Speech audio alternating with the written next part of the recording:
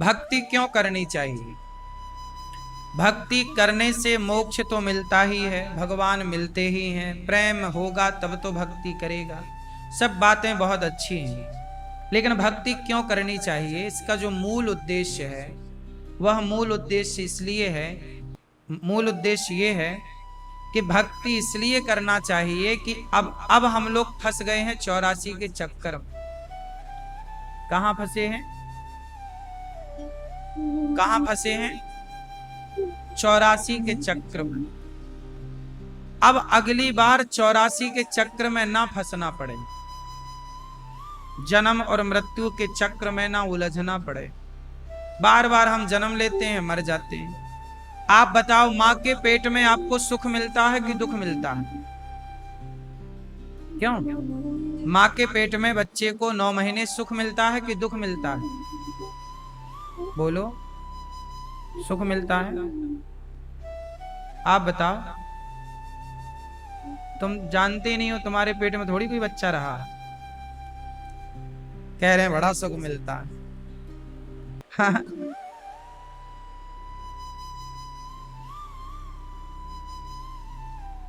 9 महीने बच्चा बड़ा दुखी रहता। मां जरा तीखा खा जाए तो बच्चे को कष्ट। बच्चा इतनी सी जगह पर सोचिए कैसे रहता है, सिकुड़ा हुआ, हाथ पांव सिकोड़ करके। मां के गर्भ में बड़ा कष्ट मिलता है जीव को। संसार में इतना दुख नहीं है जितना दुख मां के पेट में मिल जाता है 9 महीने के भीतर। इसलिए आपने देखा होगा, बच्चा जब पैदा होता लाल लाल होता, इतना उससे दबाव होता है उसके बॉडी में, शरीर में इतना कष्ट होता है। कहते ना, जन्मत मरत दुसह दुख होई। जन्म लेने के समय और मृत्यु के समय अपार दुख होता, बड़ी पीड़ा होती। मरता भी सहज में नहीं है कोई आदमी, प्राण भी जल्दी नहीं निकलते, बड़ा कष्ट देकर प्राण निकलते हैं। और जन्म भी सहज में नहीं होता, बड़ा कष्ट होता है।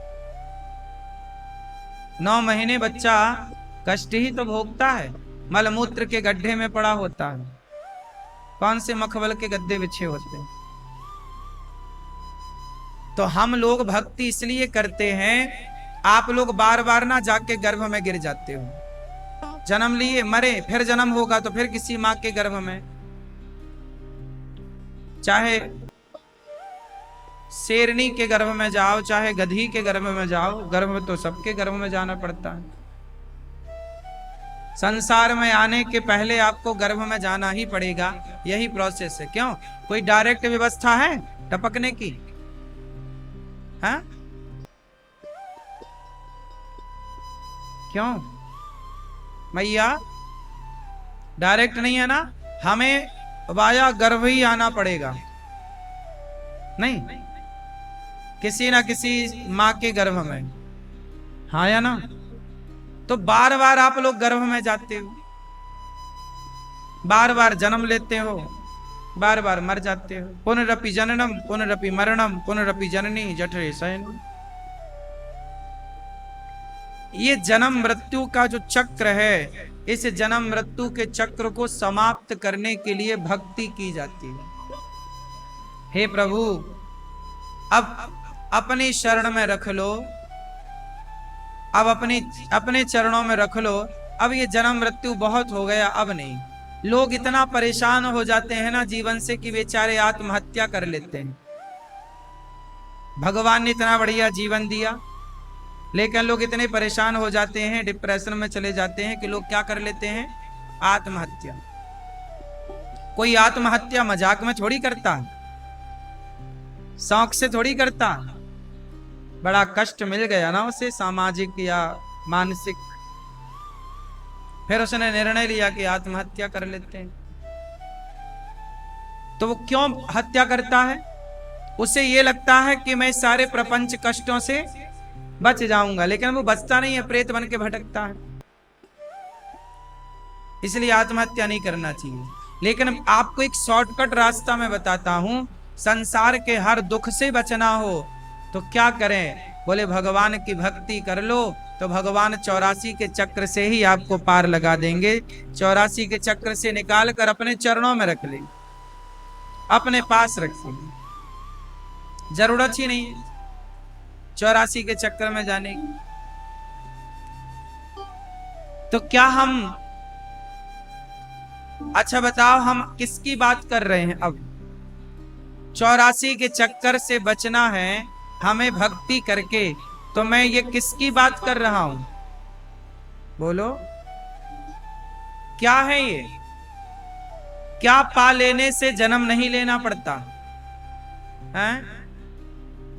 क्या प्राप्त कर लेने से जन्म नहीं लेना पड़ता? बताओ, बोलो मेरी मां। क्या? मोक्ष। क्या? हम सनातनी है ना, हमारे यहां मोक्ष है। क्या है? मोक्ष।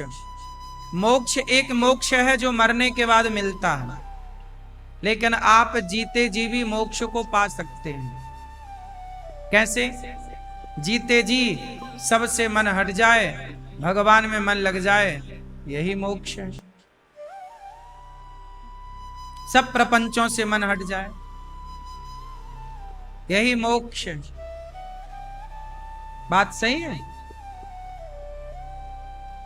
तो भक्ति आपको मोक्ष तक पहुंचाती है। अच्छा, मोक्ष से ऊपर भी है, और वो मोक्ष से ऊपर की चीज तो सबको नसीब नहीं होती। अच्छा, मोक्ष से ऊपर क्या है जानते हैं? क्या? प्रेम। भगवान मोक्ष जल्दी से शायद दे दें, पर भगवान गोपियों की तरह, भरत जी की तरह प्रेम जल्दी से नहीं देते। प्रेम बड़ा कठिन है मिलना। प्रेम हो जाना भगवान से, प्रेम की भी श्रेणियां हैं। कौन सा प्रेम? प्रेम तो देखो, बेटे से मां को प्रेम ऑलरेडी है, पति से पत्नी से प्रेम ऑलरेडी है। प्रेम तो है, लेकिन जिस प्रेम की हम बात कर रहे हैं, भरत जी जैसा प्रेम, वो सबको नसीब नहीं होता। मोक्ष शायद मिल भी जाए। अच्छा, मोक्ष क्या है? मोक्ष मतलब भगवान का धाम। एक छोटा सा उदाहरण समझते हैं। बताओ, वृंदावन में आप लोगों को अच्छा लगा कि नहीं?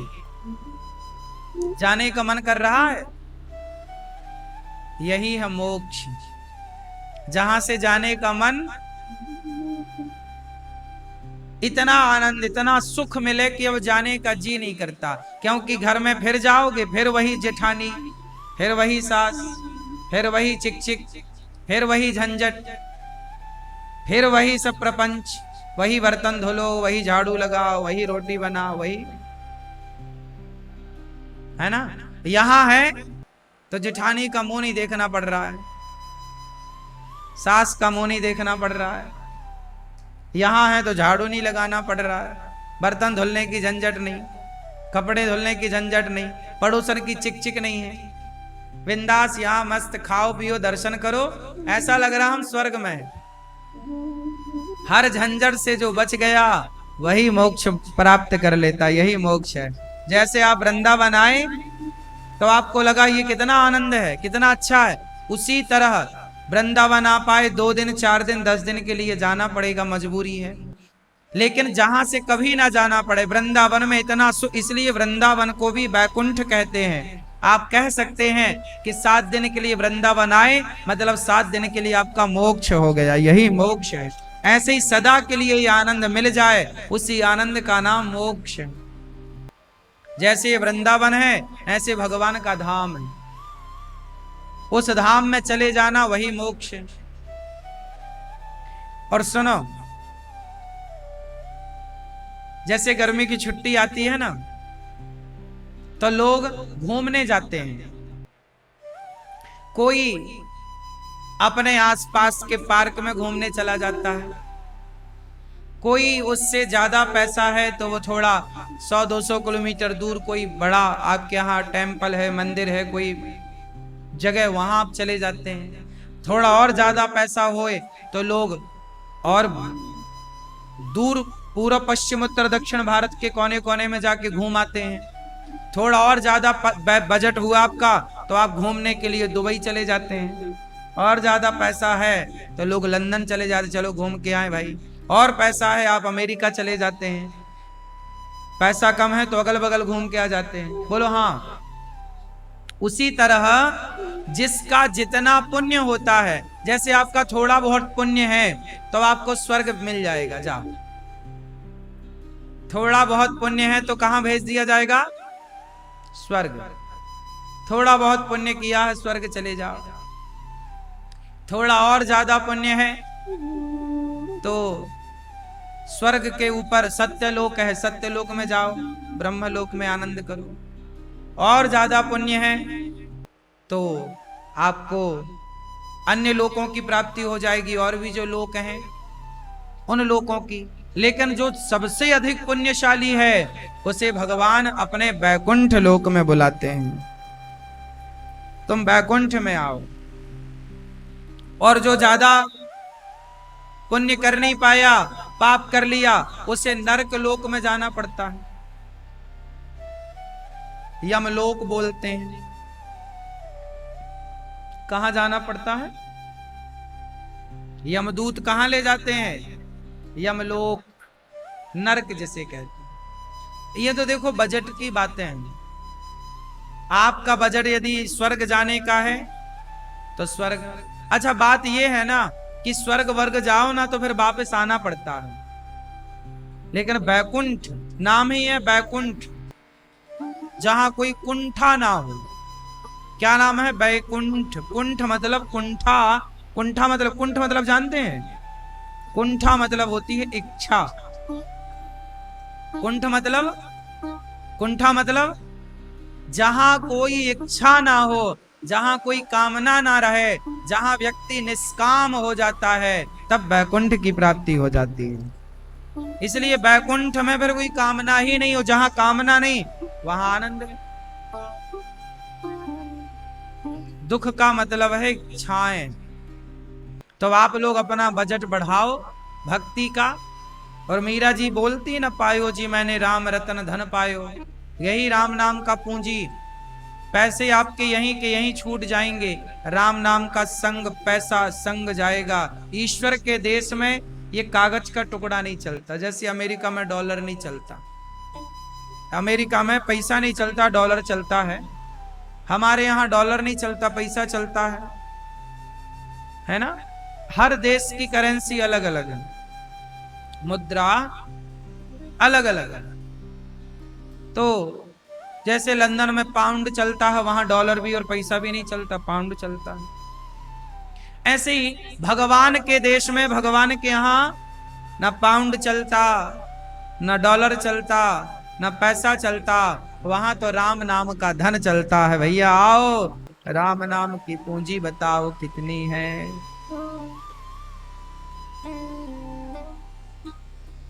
राम नाम ना गाया तूने, बस माया ही जोड़ी। माया ही जोड़ोगे तो फिर ये माया संग जाएगी ना थोड़ा। इसलिए भक्ति जरूरी है। भक्ति क्यों करनी चाहिए? मोक्ष को पाना है, जीवन को सार्थक बनाइए। जीवन आपको लगता है कि हम देखो आ गए, हम बड़े खुश ना। आप लोग इस संसार के क्या हो? क्या हो आप इस संसार के? मेहमान। क्या हो आप लोग? हम लोग क्या हैं? आप क्या हो? मेहमान। और मेहमान एक दिन टाटा बाय बाय कह के मेहमान। आप वृंदावन आए, कितने दिन के लिए आए? 2 दिन, 4 दिन, 10 दिन, 20 दिन, और क्या जाना पड़ता ना। ऐसे ये संसार में हम मेहमान हैं। एक दिन हम भी टाटा बाय बाय कह के चले जाएंगे, आपको भी जाना पड़ेगा। हम सब मेहमान हैं। ये संसार हमारा असली मुकाम नहीं है, असली घर नहीं है ये। आप कहां से हो? हैं? हैं? कहां से? आजमगढ़ से। आप आजमगढ़ से हो। आप कहां से हो? हिमाचल। आप कहां से हो? कानपुर। आप कहां से हो? ये सब गलत बता रहे हो आप लोग। आप लोग यहां से नहीं हो, बता रहे हो झूठ। कब से हो यहां के? जब यहां पैदा नहीं भए थे तब कहां थे? बताओ। जब यहां नहीं आए थे संसार में तब कहां थे? तब कहां के थे? हम सब ईश्वर के देश के हैं, हम सब उसके हैं, वहां से आए हैं। हम वहां के हैं, यहाँ के। लेकिन देखो अज्ञान छाया है। आप कहते हो हम सीधी के हैं, आप कहते हम लखनऊ के हैं, कानपुर के हैं। लखनऊ कानपुर के नहीं हो आप, वहां के हो। और एक दिन हम सब वहीं चले जाते हैं। हमारा असली मुकाम वहीं है, जाना सबको वहीं है। यहां मेहमानी करने आए 25, 50, 100 साल, 100 साल बस। इसके बाद क्या? 100 साल इसके बाद क्या? मेरी माँ, आप कहां की हो मैया? हैं? कहां के हैं? वहीं से आई हो ना? देखो मैया की तो खेती भी पक गई, बाल वाल सब बिल्कुल ओके हैं, कभी भी हार्वेस्टर चल सकता है।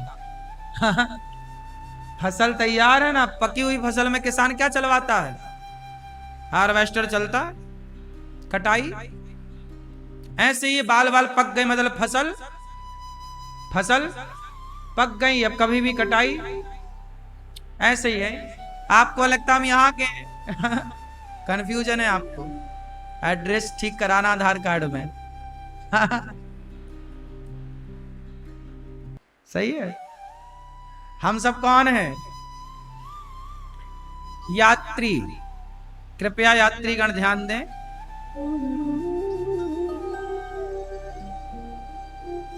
इसलिए कहते ना, एक गीत सुना होगा आपने, तुम तो ठहरे परदेसी, साथ क्या और सुबह पहली गाड़ी से। तुम तो ठहरे, तुम ठहरे क्या? परदेसी हो। यात्री, परदेसी मतलब यात्रा। ये जीवन एक यात्रा है। इस यात्रा में आपको माता पिता मिल जाते हैं, इस यात्रा में कुछ दोस्त मिल जाते हैं, कुछ अपने लोग मिल जाते हैं। इस यात्रा में विवाह हो गया तो पत्नी जुड़ गई, फिर बच्चा हो गया तो बच्चा इस यात्रा में सम्मिलित हो गया। आप एक थे, शादी ब्याह हुआ 2 हो गए, बच्चा हुआ 3 हो गए, 4 हो गए, 5 हो गए। ऐसे यात्रा चलती जाती है। जैसे गंगा की यात्रा गंगोत्री से स्टार्ट होकर गंगा सागर तक जाती है, लेकिन इस यात्रा में बहुत सारी नदियां गंगा जी में मिलती चली जाती हैं, और वो सारी नदियों को अपने से जोड़कर सागर तक पहुंचा देती है। यही प्रोसेस है। ऐसे ही कि आपके दादाजी, आपके परदादाजी अब टाटा बाय बाय कहने की स्थिति में है, और आपका बच्चा हो रहा। एक दिन आप भी दादा परदादा बन जाओगे, और फिर आप भी टाटा बाय बाय कह के। ऐसे ही तुम्हारी सैकड़ों पीढ़ियां, हजारों पीढ़ियां गुजर चुकी, क्योंकि वो सब यात्री थे ना। आप भी यात्री, लेकिन आप लोगों ने दावा ठोक दिया ये मेरा है, मैं यहीं का हूं। ये पहचान संसार के लिए सही है। हमें आधार कार्ड बनवाना है तो सब देना पड़ता है कि हम कहाँ के हैं। यहां तक का व्यवहार की दृष्टि से तो करना ही पड़ता है, लेकिन आध्यात्म दृष्टि से हम यहाँ के नहीं हैं। हम कौन हैं? कौन है बाबा? मेहमान हो, मुसाफिर हैं हम तो, चले जा रहे हैं। हम कौन हैं? मुसाफिर। मुसाफिर हैं हम तो, चले जा रहे हैं। सुहाना सफर ये तेरी बंदगी से मुसाफिर हैं हम तो मुसाफिर हैं, यात्री हैं। इसलिए यात्रियों को यात्रियों की तरह रहना चाहिए। आप लोग कैसे रहने लगते हो?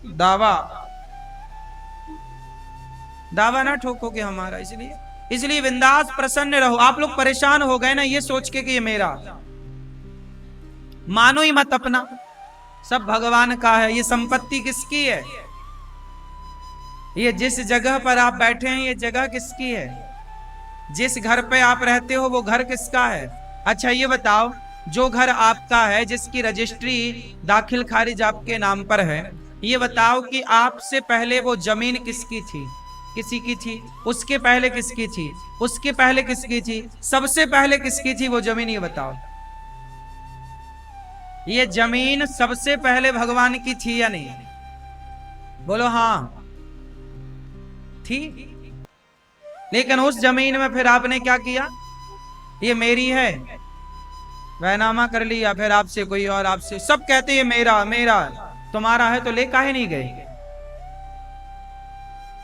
झूठ में ही फंसे रह गए संसार के प्राणी। इसलिए सच्चिदानंद रूपाय भक्ति करो और यथार्थ को जानो। जो अपना हो उसे अपना मानो, जो अपना नहीं उसके चक्कर में ना पड़ो, समय वेस्ट ना करो। यात्री हो, यात्रियों की तरह ही रहो, दावा ना ठोको। परदेसी परदेसियों से ना अखियां मिलाना, परदेसियों को है एक दिन जाना। सब परदेसी हैं, कोई आज जाएगा, कोई कल जाएगा, कोई परसों जाएगा। टिकट सबकी ही कट रही है नहीं? ऐसे भगवान जो सच्चिदानंद, सतचित आनंद, ईश्वर ही सत्य हैं, चित स्वरूप, प्रकाश स्वरूप, आनंद के सागर, जो विश्व की उत्पत्ति, पालन और संहार भगवान का नहीं, खेल रोज का है। भगवान हमें बनाते हैं, हमें चलाते हैं, हमें। भगवान नारायण की 3 शक्तियां हैं, ब्रह्मा, विष्णु और महेश। ब्रह्मा का काम है सृष्टि उत्पन्न करना, विष्णु भगवान का काम है पालन करना, और शंकर जी का काम है संहार करना। क्यों? अच्छा ये बताओ, आपके शरीर में वो क्या है जो रोज बनता है और रोज बिगड़ता है? ऐसा कुछ है? रोज बनता है, रोज बिगड़ता। हाँ या ना? नहीं? आपका शरीर ही पूरे ब्रह्मांड का एक केंद्र है, सूचक कह सकते। जैसे चावल का, हंडी का एक चावल दबा के देखने से पता लग जाता है कि पूरे चावल पक गए। क्या मैया भोजन बनाते समय चावल के सारे दाने दबाए जाते हैं कि सिर्फ एक दबाने से क्या पता लग जाता है? एक पक गया तो सारे चावल, सारे दानों के पकने का बोध हो गया। उसी तरह सृष्टि के किसी एक प्राणी को देख लो, एक इंसान को देख लेने से सारी सृष्टि का बोध हो सकता है। एक इंसान को देख लो, सारे संसार का बोध हो सकता है। कैसे? देखो, आपके संग 3 प्रोसेस 24 घंटे चल रहे हैं, हर क्षण, हर सेकंड, लेकिन आपको पता नहीं। क्या? आपकी सृष्टि हो रही है, आपका पालन हो रहा है और आपका संहार हो रहा है। क्यों? आपके शरीर में बहुत सारे सेल ऐसे हैं जो इतनी देर में मेरे कहते कहते बन गए और इतनी देर में कहते कहते खत्म हो गए। ये बात सही है कि गलत है? आपके शरीर में प्रत्येक क्षण परिवर्तन चल रहा है, हाँ या ना? आप बैठे यहाँ हैं, आप हमें सुन रहे हैं, लेकिन आपकी बॉडी, आपका दिल, आपका खून, आपका सिस्टम अपने से काम कर रहा है। हर क्षण वो बना रहा है, हर क्षण वो बिगाड़ रहा है। बात सही है कि गलत है? आप हर क्षण बन रहे हैं, हर क्षण थोड़ी देर के लिए स्थिर हो रहे हैं। फिर वही है सृष्टि का उत्पन्न करना, पालन करना और संहार करना। आपके भीतर नई चीजें, नई एनर्जी डेवलप हो रही है, वो थोड़ी देर स्थिर हो रही है, मतलब पालन, और वो खत्म हो रही है, मीन्स संहार। हाँ या ना? आपके भीतर ही ब्रह्मा विष्णु महेश काम कर रहे हैं, उत्पन्न करना, पालन करना और संहार करना। जैसे जैसे आपके बाल गिर जाते हैं तो क्या होता? उस जगह पर दूसरा बाल। नाखून आप काटते हो, नाखून काट दिया ना, नाखून तुरंत कंटिन्यू वो चल रहा है प्रोसेस अपनी रफ्तार से। भले आपने नाखून काट दिया लेकिन वो नाखून का सिलसिला जारी है। बालों का गिरना, बालों का उगना, बालों का सब जारी है। बोलो हाँ। यहां तक कि जो आपकी चमड़ी है ये भी हर 7 साल में हमारा पूरा शरीर नया हो जाता है, पता है आपको? हर 7 वर्ष में हमारा शरीर एक बार नया हो जाता है। हर क्षण हमारे शरीर में परिवर्तन हो रहा है, हाँ या ना? इस परिवर्तन को आप देख नहीं पाते। आप अपने बचपन की फोटो रखिए, आज की फोटो रखिए और आज से 10 साल बाद की फोटो रखिए, तीनों तस्वीरों में अंतर होगा। बोलो हाँ। जो आप 1 साल पहले थे ना, वो आप आज नहीं हैं। 1 साल पहले आप अलग थे, 1 साल बाद आप अलग। ये बच्चे 1 साल में बच्चों का पूरा स्वरूप बदल जाता है, नहीं बदल जाता? छोटे छोटे बच्चे पैदा हुए हैं, वो फोटो देखिए और पैदा होने के 1 साल बाद की फोटो देखिए, बच्चे बदले मिलेंगे आपको। बोलो हाँ। 5 साल बाद की फोटो देख लीजिए और बदलाव होगा। 10 साल बाद की फोटो देखिए बच्चों की और बदलाव होगा। 15 साल का बच्चा अलग होगा, 20 साल में परिवर्तन अलग दिखेगा, 25 साल में परिवर्तन अलग दिखेगा और 30 साल में परिवर्तन अलग दिखेगा। बोलो हाँ। कहां जी रहे हो आप? कितनी बार मर चुके इसी जीवन में, इसी शरीर में? कितनी बार आपका इसी शरीर में जन्म हो चुका, आपको पता ही नहीं है। इतना स्लो, इतना सिस्टम से ईश्वर ने प्रोसेस किया है, पता ही नहीं चलता। इसलिए कहता हूं, आप हर क्षण मर रहे हैं, आप हर क्षण कम हो रहे हैं। इसलिए सब कुछ चला जाए उसके पहले कुछ पालो। उठ जाग मुसाफिर भोर भई, अब रैन कहां तू सोबत है। जो सोबत है वो खोबत है, जो जागत है वो पावत है। हम कहते हैं कि फाइनली एक दिन मर जाओगे, कुछ पाओ। क्या पाने की बात कर रहा हूं मैं? आपने सुना होगा बुद्ध, जो बुद्ध है वो अपनी पत्नी और अपने पुत्र को छोड़कर जंगल चले गए। बुद्ध वर्षों बाद लौटे। लोगों ने पूछा कहां गए थे? पत्नी ने कहा कहां गए थे? कुछ पाने गए थे। पाए? हाँ। क्या पाया? क्या पाया? व्यक्ति जंगल जाता है, क्या पा लेता है? क्या घर में रहकर नहीं पाया जा सकता? जो बुद्ध पाए वो कोई बहुत बड़ी बात नहीं थी, वो पाना कोई बहुत कठिन काम नहीं।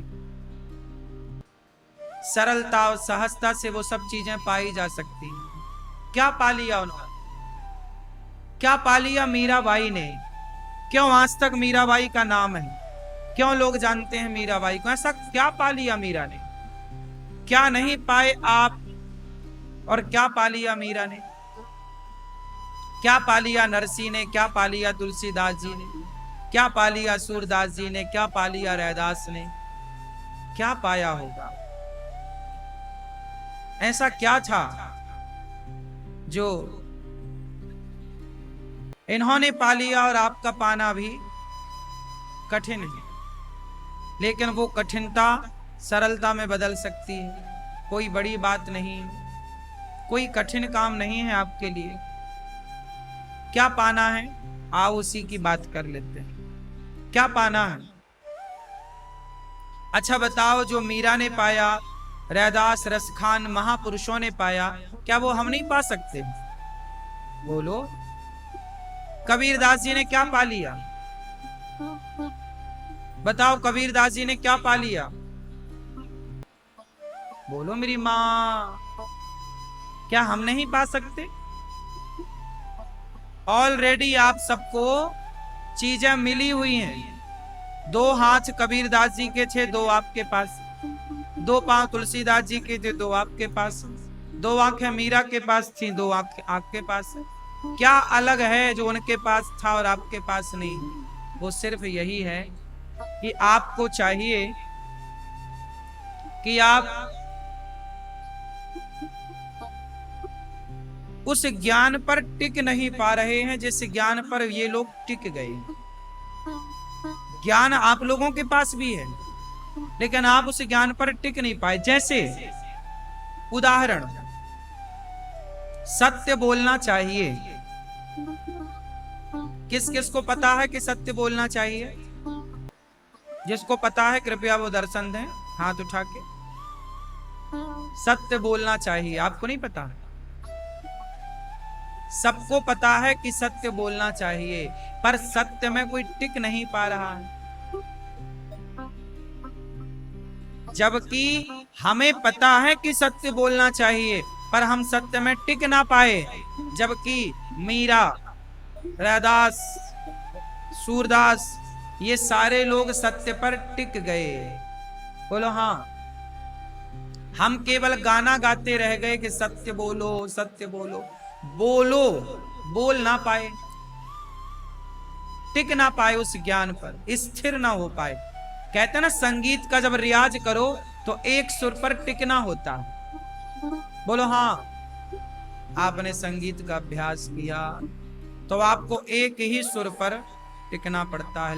जितना आप एक सुर पर लंबा टिक गए, मतलब आप उतने अच्छे जानकार हैं, उतने अच्छा आप समझदार हैं, आप उस विषय के जानकार हैं, टिक रहे हैं, उतनी देर तक आप हैं। स्थिर होना वही है कि सत्य बोलना चाहिए, ये पता तो है, पर बोल ना पाए, टिक ना पाए। दया करनी चाहिए, पर दया कर ना पाए। खुश रहना चाहिए, किस किस को पता है कि खुश रहना चाहिए? क्या खुश रह पाए? सवेरे आप हंसते हो, दोपहर को रोने लग जाते हो, शाम तक आपकी लड़ाइयां हो जाती हैं। उस खुशी में, उस प्रसन्नता में आप टिक नहीं पाए, जबकि बुद्ध उस प्रसन्नता में टिक गए। जैसे आज हम लोग कथा सुनते हैं तो हमें लगता है सबसे बड़ा धन क्या है? बोलो, सबसे बड़ा धन क्या है? भाई आप बताओ, सबसे बड़ा धन क्या है? हाँ मैया, सबसे बड़ा धन क्या है मेरी माँ? ओ लाल मैया, पंचायती मैया, सबसे बड़ा धन क्या है? संतोष। सबसे बड़ा धन क्या है? संतोष। अब हमें पता तो है कि सबसे बड़ा धन क्या है, जितना दिया ईश्वर ने उसमें संतुष्ट रहो। लेकिन आप थोड़ी देर संतुष्ट होते हैं, यार बहुत है बहुत, फिर किसी को देखते हैं, फिर मन में आता काश हमारे पास भी होता, काश ये ऐसी चीज हमारे पास भी होती। आप दुखी क्यों हैं? क्योंकि टिक नहीं पा रहे हैं। जरा सोचो कि आपके भीतर सदा के लिए संतुष्टि आ जाए, सदा आप संतोष के भाव में रहें, एक फ्लो पे, संतोष के फ्लो पे चलते रहें, तो फिर आपको दिक्कत ही नहीं। लेकिन थोड़ी देर संतोष होता है, 1 घंटे के लिए, फिर किसी को यार मेरे पास भी ये गाड़ी होनी चाहिए, यार मेरे पास भी ये बंगला ऐसा होना चाहिए, मेरे पास भी ये होना चाहिए। तुरंत संतुष्टि असंतुष्टि में परिवर्तित हो जाती, क्योंकि टिक नहीं पाए ना लंबे समय तक। और आनंद कहाँ है? टिकने में, एक स्थिर होना। इसलिए कहते हैं मन को क्या करो? बोलो, स्थिर करो। अच्छा, मन स्थिर नहीं हो पा रहा, मन भी एक जगह नहीं टिक पा रहा। और एक बात बताओ, यदि सुई हिलती रहे, सुई चलती रहे, तो क्या धागा कोई डाल सकता है? बोलो, सुई का स्थिर होना जरूरी है कि नहीं? बोलो हाँ। सुई यदि स्थिर है तो ही धागा जाएगा, सुई स्थिर नहीं है तो कभी धागा संभव ही नहीं। उसी तरह जब तक मन स्थिर नहीं होगा, जब तक संतोष स्थिर नहीं होगा, जब तक सत्य स्थिर नहीं होगा, जब तक आप सत्य में, संतोष में और दया में स्थिर नहीं होते, तब तक जीवन सुखमय नहीं हो सकता, आनंदमय नहीं हो सकता। आनंद में स्थित होना पड़ेगा। ये जितनों के मैंने नाम गिनाए, ये सब क्या किए? इन्होंने अपने आप को स्थिर कर लिया। स्थिर कर लिया ना तो गुरु नानक हो गए, स्थिर कर लिया तो सूरदास हो गए, स्थिर कर लिया तो मीरा बन गई। हम स्थिर नहीं कर पाए तो परेशान है। पूरा खेल स्थिरता का। क्यों जी? बच्चे कह रहे हैं कि हमारा मन पढ़ाई में नहीं लग रहा, बच्चों के साथ भी समस्या यही है। स्त्री पुरुष कह रहे हैं हमारा मन नहीं लग रहा है, बूढ़े लोग कह रहे हैं हमारा मन नहीं लग रहा। मतलब किसी का मन स्थिर, बच्चों से लेकर बूढ़े तक परेशान किससे हैं? अपने मन से। स्थिर नहीं। जब तक स्थिरता नहीं आएगी आप सुखी कैसे होंगे? लाख कमा लो, सोने के बिस्तर में सो जाओ, सोने का पलंग बनवाओ, सोने का गद्दा बनवाओ, सो उसके ऊपर, पर जब तक मन स्थिर ना होगा सुख नहीं मिलेगा। तुम कितने सोने की बात करते हो, कितने धन दौलत की बात करते हो? स्थिर जब आवे संतोष धन, सब धन धूरी समान। तो प्रलय, सृष्टि और पालन, ये तीनों अहरनिश आपके शरीर पे संचालित हो रहे हैं। आपको बनना है बड़ा तो करना होगा मन को एक जगह एकाग्र। क्या करना पड़ेगा? स्थिर करना पड़ेगा। जो स्थिर कर लेता है वही महान हो जाता। आप जितने लोग बैठे हैं आप महान हो सकते हो। एक बार यही प्रश्न जनक ने अष्टावक्र जी से किया। जनक ने कहा, अष्टावक्र जी को जानते हैं? 8 जगह से टेढ़े थे। जनक की सभा थी। कहते हैं जनक की सभा में विद्वान लोग बैठते थे। एक दिन अष्टावक्र जी 8 साल के थे, 8 जगह से टेढ़े थे। जन्म से ना इनके हाथ पांव टेढ़े से थे। आज की भाषा में कह लो कि पोलियो का रोग। तो वो चलते थे ना तो वो लहराते हुए चलते, लोग देखते तो हंसते। एक दिन अष्टावक्र जी ने अपनी मां से कहा, मां मेरे पिताजी दिखते नहीं हैं। तब मां ने कहा, बेटा मत पूछ तेरे पिता की कहानी। क्यों मां? बेटा एक दिन जनक की सभा में तेरे पिता गए, कहोड़ उनका नाम था। बोले वहां पर जनक की सभा में बड़े बड़े विद्वान शास्त्रार्थ करते थे, और जो विद्वान हार जाता था उसको पानी में डुबा के मार देते थे। तो तेरे पिता गए और तेरे पिता उस शास्त्रार्थ में हार गए, तो तेरे पिता को पानी में डुबा दिया। जनक के उस व्यक्ति ने जिसने शास्त्रार्थ में हराया। पहले शास्त्रार्थ होता था यदि हम हारेंगे तो हम पानी में डूब के मर जाएंगे, आप हारेंगे तो आप। ऐसा हमारे देश में लड़ाइयां कोई आज से थोड़ी चल रही है। जब हिंदू मुस्लिम नहीं आए हमारे देश में, जब हमारे देश में अंग्रेज और मुसलमान नहीं आए ना, तब हिंदू आपस में लड़के खूब मरता था। अब देख लो ना, महाभारत के युद्ध में कोई हिंदू मुस्लिम का झगड़ा थोड़ी था, भाई भाई का झगड़ा था। जब तीसरा कोई लड़ने वाला ना हो तो आदमी आपस में लड़के मर जाता है। प्रकृति का नियम यही है, विकास और विनाश, उत्पन्न होना, नष्ट, यही नियम है। जब हमारे देश में अंग्रेज और मुगल नहीं थे ना, तब भी हमारे देश में राजा आपस में लड़ते थे। छोटा राजा बड़ा, छोटी मछली बड़ी मछली छोटे मछली को खाए, ऐसे ही था। विद्वान लोग भी, पंडित लोग भी, क्षत्रिय लोग भी लड़ते थे। विद्वान कैसे लड़ते थे? मैं विद्वान तो ये कम विद्वान है, ये हार गया, पानी में डुबा दो। इतने ही मूर्ख था, पता नहीं काहे के विद्वान रहे, किसी की जान ले लेते थे। अब सुनो, अष्टावक्र जी ने कहा, मां मेरे पिताजी कहां हैं? बोले तेरे पिताजी जनक के सभा में गए, शास्त्रार्थ में हार गए और पानी में डुबा दिया, मर गए, तेरे पिता लौटे नहीं। अब तो इन्हें गुस्सा आया, अष्टावक्र जी मेरे पिता को इन्होंने मार डाला, मैं बदला लूंगा। अरे बेटा तू मत जाना, तेरे पिता इतने विद्वान थे। वो जवाब ना दे पाए, हार गए। तू तो बेटा भी 8 साल का है, छोटा है। नहीं मां मैं जाऊंगा।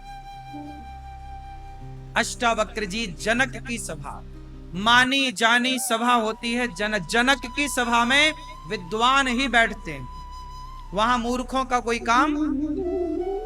जनक की सभा लगी, जनक राजा बैठे हैं और बहुत लोग बैठे हैं, विद्वान बैठे। तभी द्वारपालों ने रोका, ए बच्चा रुक।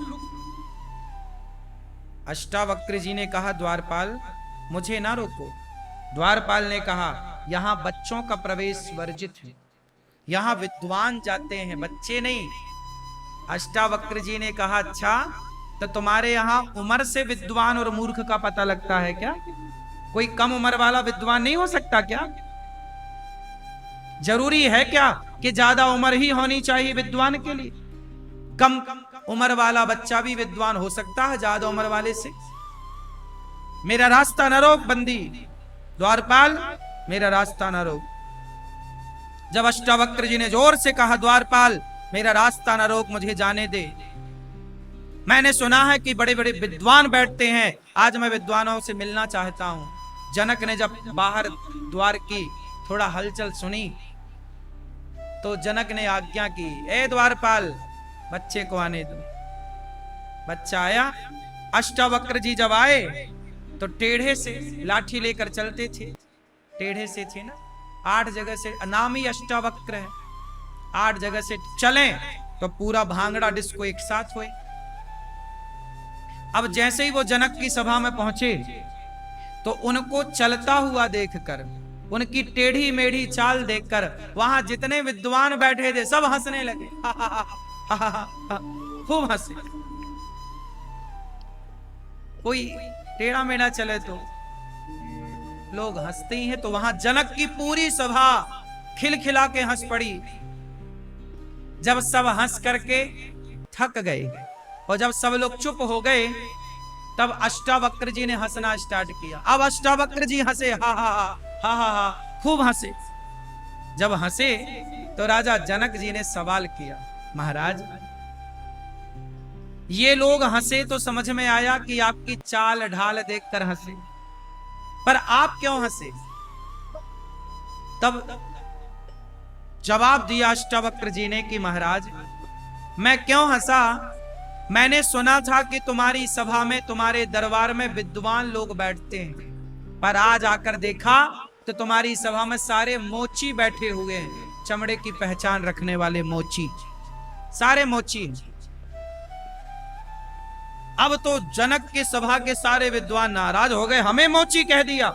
मोची मतलब जो जूता सिलने वाले और चमड़े का काम करने वाला, हमें मोची कह दिया आपने। अष्टावक्र जी ने कहा महाराज ये बताओ यदि ये विद्वान है तो इनसे पूछो अपने विद्वानों से कि ये मुझे देखकर हंसे क्यों, किस पर हंसे, मुझ पर या मुझे बनाने वाले पर? क्योंकि मुझे यदि टेढ़ा, मैं टेढ़ा हूं तो मैं क्या हूं? मुझे बनाने वाला वही तो है जिसने तुम्हें बनाया। तुम बताओ कि अष्टावक्र पर हंसे कि अष्टावक्र को बनाने वाले पर हंसे? बताओ किस पर हंसे? अब जनक के सारे विद्वान चुप। अब बता क्यों हंसे आप? मुझे देखकर हंसे? तो मेरा शरीर तो चमड़े का है ना, हाड़ मांस का। भाई शरीर में हाड़ मांस के सिवा क्या है? यदि आप चमड़ी को देखकर हंसे तो मतलब आप चमड़ी के जानकार हो, और चमड़ी का जानकार तो मोची होता है, तो मैंने मोची कह दिया। और यदि आप ये जानते कि बनाने वाला विधाता तो वही है, उसने सीधा बनाया या टेढ़ा मेढ़ा बनाया, गोरा बनाया, काला बनाया, बनाने वाला ईश्वर तो एक है ना। तो जब ईश्वर एक है, बनाने वाला एक है, तो आप क्या ईश्वर की रचना पर हंसे? अब विद्वानों के पास इस प्रश्न का कोई उत्तर नहीं था। आप लोग बताओ कि वो विद्वान किस पर हंसे? उनकी चाल देखकर हंसे थे। टेढ़ा मेढ़ा चल रहा तो चाल ढाल देखना मतलब चमड़ा देखना है। हम तुम्हारे बाहरी भाग को देखें मतलब चमड़ी को देख रहे हैं। आजकल लोगों को प्रभावित कौन कर रहा है? चमड़ी। आजकल छोरा गोरी दुल्हन चाहता है, मतलब चमड़ी से प्यार है उसे। गोरा दुल्हा हो, गोरी दुल्हन हो। हाँ, तो आजकल लोगों को भूख किसकी है? चमड़ी। आज लोग चमड़ी ही देख रहे हैं। आज ना एक पत्नी थी, छोटा बच्चा था, पति बढ़िया कमा रहा था, पति को छोड़कर, बच्चे को छोड़कर पड़ोसी के संग भाग गई एक महिला। क्यों भाग गई? किसके लिए भाग गई? चमड़ी के लिए भाग गई। चमड़ी का सुख मिलता उसे पड़ोसी से। लोग वैश्यालय क्यों जाते हैं? कौन सा पकवान खाने जाते हैं? चमड़ी की भूख ही मिटाने तो जाते हैं। ये दुनिया देख क्या रही है और देखना चाहती क्या है सिवाय चमड़ी के? आज लोग क्या देख रहे हैं? पलट पलट के किसे देखते हैं? चमड़ी। भूख किसकी है? भूख दो तरह की होती है। एक पेट की भूख होती है जो दाल रोटी से मिट जाती है। भूख किसकी होती है? बोलो। पेट की। किसकी भूख? पेट की भूख मिटाना हो तो दाल चावल सब्जी रोटी मेवा मिष्ठान खाओ, पेट की भूख मिट जाएगी। एक भूख होती है पेट की जो दाल चावल से मिट जाती है, लेकिन एक भूख होती है चमड़ी की। चमड़ी की भूख मिटाने के लिए ही तो बलात्कार होते हैं। बोलो हाँ या ना? चमड़ी की भूख मिटाने के लिए ही तो स्त्री पुरुष अपनी पत्नी अपने पति को छोड़कर पर पुरुष पर स्त्री में मन लगाता है। रावण को भी चमड़ी की भूख ही तो लग गई थी, उसको पेट की भूख कहां थी? चमड़ी की भूख थी तो दूसरे की पत्नी चुराने चला गया। तो बड़े बड़े विद्वान भी चमड़ी के पीछे भाग रहे हैं, इसमें कोई आश्चर्य नहीं है। रावण जैसा विद्वान चमड़ी के पीछे भाग गया। बोलो हाँ। ये चमड़ी की भूख, तो इस भूख से वही बच सकता है। इसलिए कहता हूं विवाह करो, अपनी पत्नी अपने पति में खुश रहो, और बाकी जगह से भगवान हम सबको बचाएं। सब जगह हमारा मन ना लगे, केवल भगवान में लगे। आपका मन केवल आपकी पत्नी और आपके पति में लगे और कहीं ना लगे। भगवान से यही प्रार्थना करो कि प्रभु मेरा मन सदा आप में लगा रहे। कहीं रावण की तरह भाग गया तो नाश कर देगा,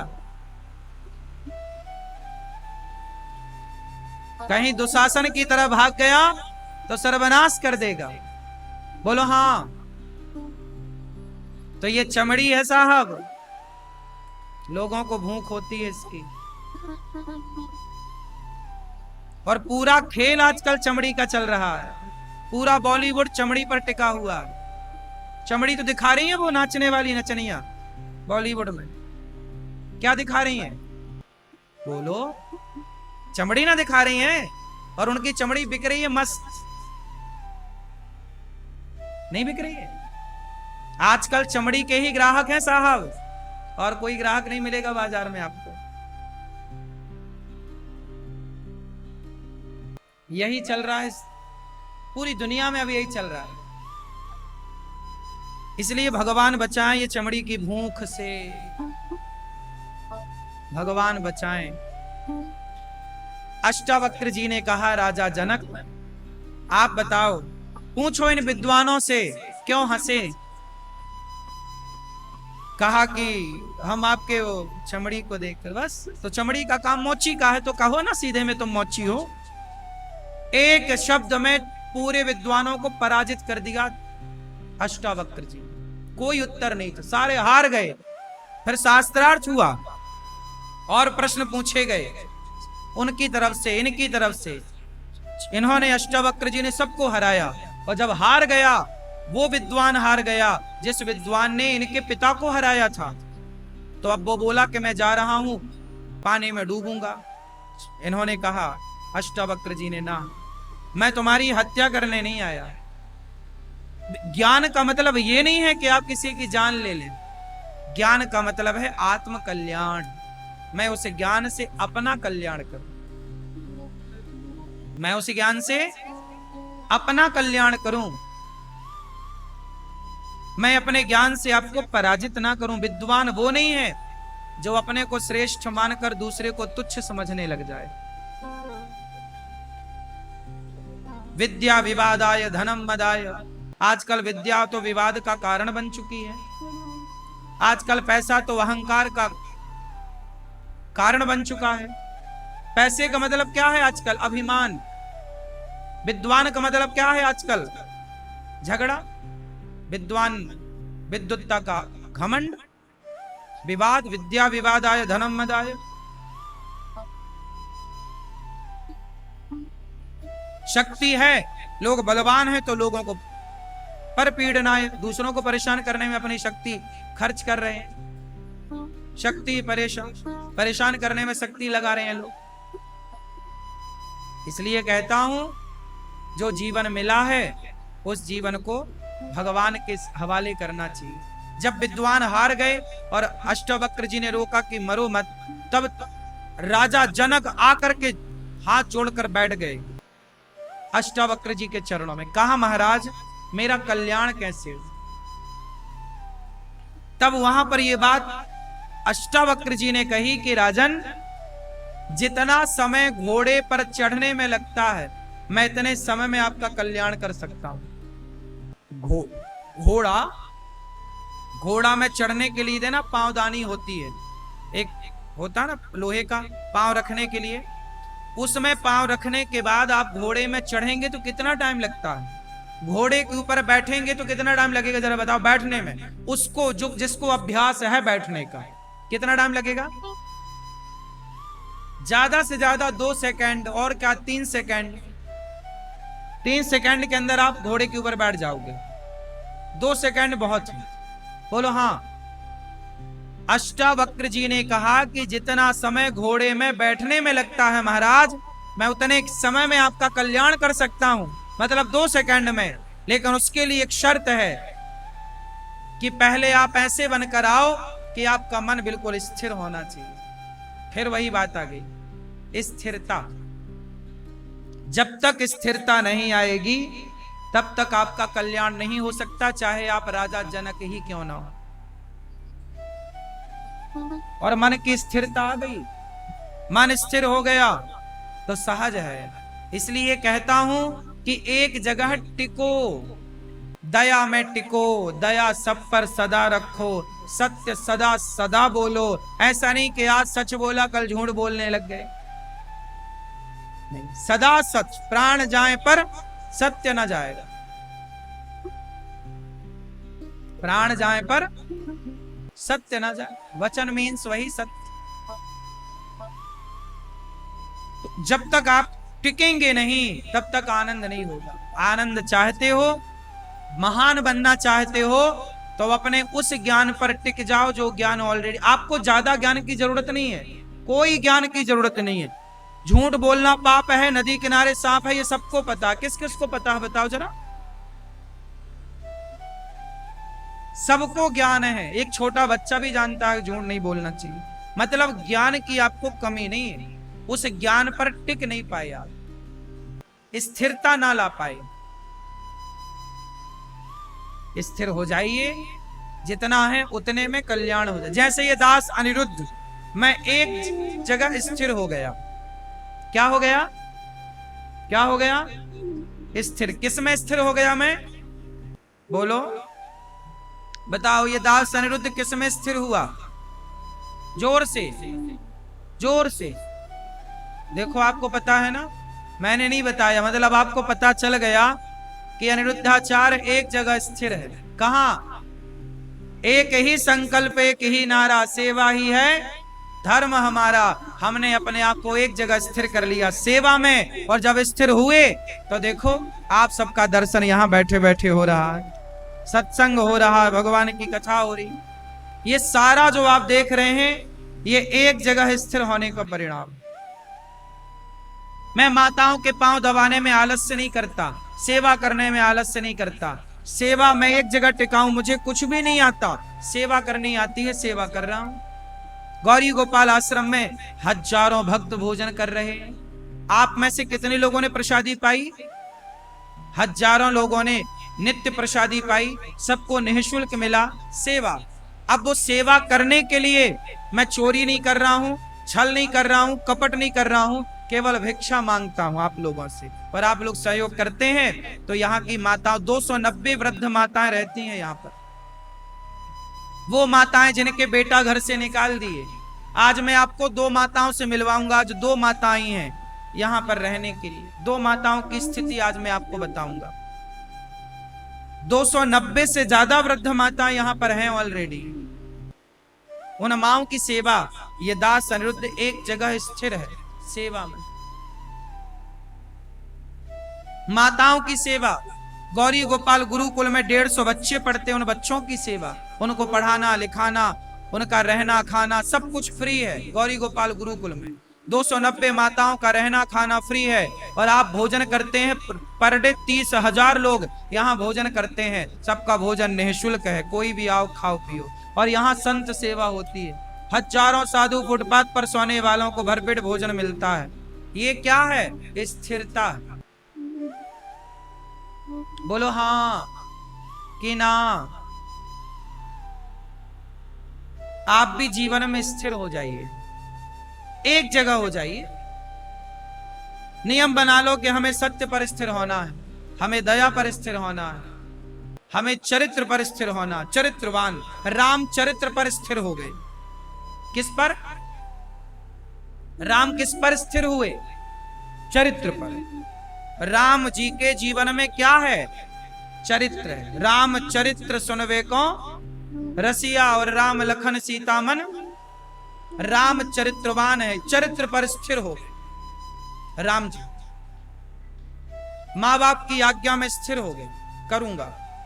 फिर कौन? शबरी ने गुरु के वचनों पर स्थिरता ले आई। शबरी के गुरु मतंग ऋषि ने कहा कि शबरी राम राम जपना, सीताराम सीताराम। तुम राम मंत्र दे दिया, पंचाक्षर मंत्र दे दिया।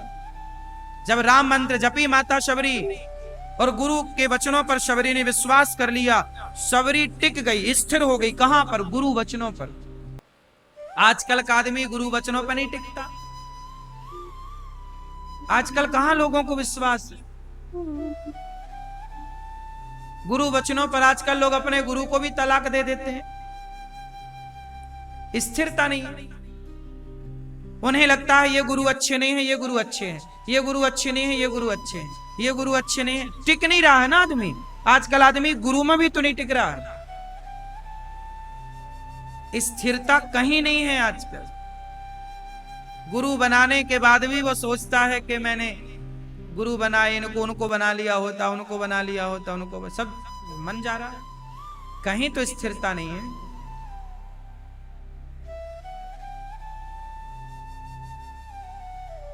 जैसे विवाह हो जाए किसी का, जैसे आपका हो चुका है कुछ लोगों का। अच्छा मैया ये बताओ, विवाह के बाद कभी ऐसा विचार आया कि इससे क्यों हो गया, उससे होता तो बढ़िया होता? आया कि नहीं? क्यों मैया? आया? आया? ऐसा विचार आया? नहीं आया? आपको नहीं आया? यदि ऐसा विचार आ जाए तो सही है कि गलत है? बोलो। जैसे किसी स्त्री के अंदर विचार आ जाए कि मेरा ब्याह इस आदमी से क्यों हुआ, उससे होता तो कितना बढ़िया होता, मैंने जल्दी जल्दी में ब्याह कर लिया इस आदमी से। विवाह के बाद ये विचार आएगा तो ये विचार आपको पाप का भागीदार बना देगा। यही विचार पुरुषों का है। यदि पुरुष के अंदर भी ये विचार आ जाए, वो सोचने लग जाए कि मेरा ब्याह इस स्त्री से क्यों हुआ, उससे हो जाता, तो पुरुष भी पाप का भागीदार बन जाए। ये मनसा पापा है। ये मन से किए गए पाप हैं, ये मानसिक पाप है। पराई स्त्री के बारे में आपने सोच भी लिया, पराए मर्द के बारे में आपने सोच भी लिया, ये भी एक पाप है। किया कुछ नहीं, लेकिन सोचा, सोचना भी पाप है। उसी तरह जैसे विवाह के बाद पराई स्त्री, पराए पुरुष के बारे में सोचना भी पाप है, ऐसे गुरु मंत्र लेने के बाद गुरु के प्रति ऐसा सोचना भी पाप होता है। ये मर्यादाएं, हम लोगों ने गुरु जी के चरणों में आत्मसमर्पण किया और गुरु के चरणों में आत्मसमर्पण करके फिर गुरु जी के बताए पद चिन्हों पर चलते रहे सारी जिंदगी। आज हमारे गुरु जी हमें छोड़कर गौलोक धाम चले गए, भगवान के घर चले गए, लेकिन गुरु जी चले गए, लेकिन गुरु का दिया ज्ञान, गुरु का दिया मंत्र, गुरु जी सदा हमारे हृदय में विराजे हैं। सदा हम उनके रास्ते पर चल रहे हैं, उन्हीं के रास्ते पर चल रहे हैं। हम लोग पुरानी विचारधारा के हैं कि पति मर जाए तो पति मर जाता है तो पत्नियां क्या करती हैं? पुरानी स्त्रियां क्या करती थी कि उसी की विधवा रह करके जिंदगी गुजारती थी। आजकल की स्त्रियां तो विवाह कर लेती है, ठीक है, आज की रिक्वायरमेंट हो सकती है, वो उस पर हम डिस्कस नहीं करते, लेकिन एक परंपरा हमारे यहाँ ये भी थी कि पति मर जाए तो उसकी विधवा रह करके सारी जिंदगी गुजारती थी। ऐसे ही कि गुरु है तो गुरु जी से ज्ञान लीजिए, गुरु जी के बताए रास्ते पर चलिए, जैसे माता शबरी चली। और जब गुरु ना हो, जैसे मतंग ऋषि चले गए, तो माता शबरी ने क्या किया? गुरु के बताए उसी मंत्र को धारण किया और गुरु वचनों पर विश्वास किया कि मेरे गुरु ने कहा है कि राम आएंगे। तो बस शबरी रोज इंतजार कर रही है, इंतजार करते करते बाल सफेद हो गए, बुढ़ापा आ गया, कम दिखने लगा, पर विश्वास है गुरु के वचनों पर, तो राम आए। यह है विश्वास। मंत्र जाप मम दृढ़ विश्वासा, पंचम भजन सुवेद प्रकाश। आजकल आदमी कहां इतना विश्वास करता। आज लोगों, एक मैया बोली गुरुजी मैं बड़ी परेशान हूं। मैंने कहा मैया तुम भगवान का नाम जपा करो, श्रीमन नारायण श्रीमन नारायण बोला। अरे महाराज कुछ और बताओ। क्या बताएं? कुछ और बताओ महाराज जी, हम बड़े परेशान। हमने कहा मंत्र बता तो रहे हैं, जपो। नहीं महाराज कुछ और बताओ। हमने कहा आसपास कुआं है? हमने कहा कूद जाओ, सबसे बढ़िया, सारा कष्ट दूर। आजकल के आदमी को कहो ना कि राम राम जपो, तो लोग कहते कुछ और बताओ, मतलब राम के नाम पर उन्हें विश्वास। आज कोई आए महाराज जी हम बड़े परेशान हैं। अच्छा ये बताओ, सुंदरकांड पढ़ते हो? उसमें एक चौपाई आती है, जानत हूं अस स्वामी बिसारी, फिर ही ते काहे न हो ही दुखारी। क्या अर्थ निकला इसका जरा बताओ। जानत हूं, जानते हुए, स्वामी बिसारी मतलब अपने भगवान को, बिसारी मतलब बिसार दिया, मतलब भगवान को भूल गए तो दुख नहीं आएगा। भगवान को भूलना ही दुख है और भगवान का स्मरण होना ही। कबीरदास जी भी कहते हैं, कबीरा सब जग निर्धना, धनवंता नहीं कोई, धनवंता सोई जानिए, जिखे राम नाम धन होए। ये सारे महापुरुष क्या कह रहे हैं? कबीरा सोकर क्या करे, उठकर जपो मुरारी, एक दिन तो है सो बिना लंबे पैर पसारी। कह रहे हैं ना, मीराबाई कह तो रही हैं, पायो जी मैंने राम रतन धन। लेकिन राम को धन कहां कोई मान रहा है आजकल। आजकल धन मतलब पैसा। आज धन मतलब क्या है? पैसा। धन मतलब राम नाम नहीं मान रहे हैं लोग। लेकिन शबरी ने राम नाम गुरु के वचनों पर स्थिर हो गई। आपसे बस इतनी विनती है, एक जगह स्थिर हो जाओ, स्थिरता लाओ, तब भला होगा आपका, वरना सारी जिंदगी रोते रोते तुम्हारी जिंदगी गुजर जाएगी। कुल मिला के कहना यही है,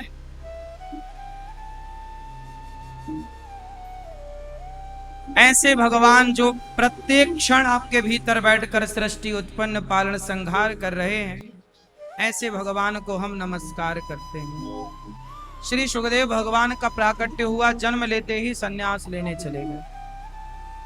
ऐसे सुखदेव जी जब गए तो कुछ स्त्रियां निर्वस्त्र होकर स्नान कर रही थीं। उन्हें देखकर सुखदेव भगवान को देखकर उन्होंने वस्त्र धारण नहीं किए, पर व्यास जी को देखकर वस्त्र पहने, क्योंकि उन स्त्रियों को यह पता लग गया कि सुखदेव जी को यह पता ही नहीं है कि स्त्री और पुरुष क्या है। भगवान की बनाई सृष्टि में सुखदेव भगवान ऐसे हैं जिन्हें स्त्री और पुरुष का बोध नहीं है। इतनी सरलता है हृदय में, स्वच्छता है, पवित्रता। मैया बैठो, मेरी माँ बैठ जाओ। मैया क्या दिक्कत हो रही है बैठने में? जल्दी से बैठ जाओ। ऐसे सुखदेव भगवान जो परम ब्रह्मचारी, परम ज्ञानी, परम भक्त, ऐसे सुखदेव भगवान को नमस्कार करते हैं। शौनक जी कह रहे हैं कि हे सूत जी, भक्ति ज्ञान विरागाप्तो विवेको वर्धते महान। हमें ऐसी कथा सुनाइए कि भक्ति ज्ञान बढ़ जाए, क्योंकि इह घोरे कलौ प्रायो जीवश्चाश्रुतां गतः क्लेशाक्रांतस्य तस्यैव शोधने किं परायणम्। क्लेशों से व्यक्ति इस तरह से घिरा हुआ है कि पूछो मत। आज व्यक्ति बड़ा परेशान है। हमें तो कृष्ण प्राप्ति कर्म शाश्वत साधनम तद्वदाधुना, कृष्ण की प्राप्ति का कोई सरल सा साधन बताइए, क्योंकि चिंता मणिर लोक सुखम सुरद्रुह स्वर्ग संपदम प्रयच्छति गुरु प्रीतो वैकुंठम योगी दुर्लभम। क्योंकि गुरु जो दे सकते हैं ना, वो स्वर्ग का कल्प वृक्ष भी नहीं दे सकता। गुरु क्या दे सकते हैं? मीरा जी कहती हैं कि वस्तु अमोलक दी मेरे सतगुरु। मेरे सतगुरु ने मुझे क्या दिया? अनमोल वस्तु अमोलक दी मेरे सतगुरु। करी कृपा अपनायो, कृपा करके मैंने उसी को अपनाया जो मेरे गुरु जी ने दिया, अनमोल वस्तु। मीरा के गुरु जी हैं रैदास जी। उन्होंने अनमोल वस्तु क्या दी? भगवान का नाम। अनमोल वस्तु क्या है? भगवान का नाम। ज्ञान अनमोल है। तब सूत जी ने कहा, प्रीति शौनक चित्ते, आपके हृदय में प्रीति प्रेम है, इसलिए मैं आपको सर्व सिद्धांत निष्पन्नम, सारे वेद पुराणों का, सर्व वेदेतिहासानाम सारम सारम समुद्रतम, हम तुम्हें सार सार सुनाते हैं, सुनो। कालव्याल मुखग्रास त्रास निर्णा सहे तवे श्रीमद् भागवतम शास्त्रम कलौ कीरेण भाषितम। ये जो भागवत है ना, इस कलयुग में यही सबसे उत्तम ज्ञान है। भागवत सुन लो ना तो चारों वेद और 17 पुराणों को सुनने का फल प्राप्त हो जाता है। ये भागवत जी सबका सारम सारम समुद्रतम, सबका रहस्य। कालव्याल, जैसे सांप के मुख में मेंढक दबा हुआ, ऐसे ही हम सब मृत्यु के मुख में दबे हैं। कब मौत आ जाए, इसलिए भगवान का चिंतन कर लो। एक बार देवता लोग अपना काम बनाने के लिए मृत्यु लोक आए, जहां पर सुखदेव भगवान राजा परीक्षित जी को भागवत सुना रहे। राजा परीक्षित जी को 7 दिन में मरने का श्राप लगा। क्यों भैया? ओ मोबाइल वाले भैया, राजा परीक्षित जी को कितने दिन में मरने का श्राप लगा? कितने दिन? 7 दिन। 7 दिन में राजा परीक्षित जी को मरना है। किसने श्राप दिया? हाँ, एक संत ने, ऋषि ने। क्यों श्राप दिया? क्योंकि इन्होंने एक संत का अपमान कर दिया।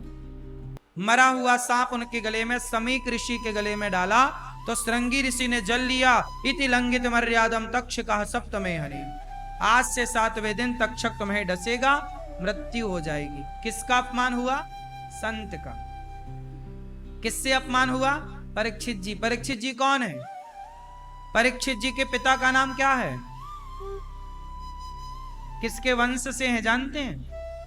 परीक्षित जी अभिमन्यु के पुत्र हैं। अभिमन्यु जो महाभारत में चक्रव्यूह में फंस गए थे।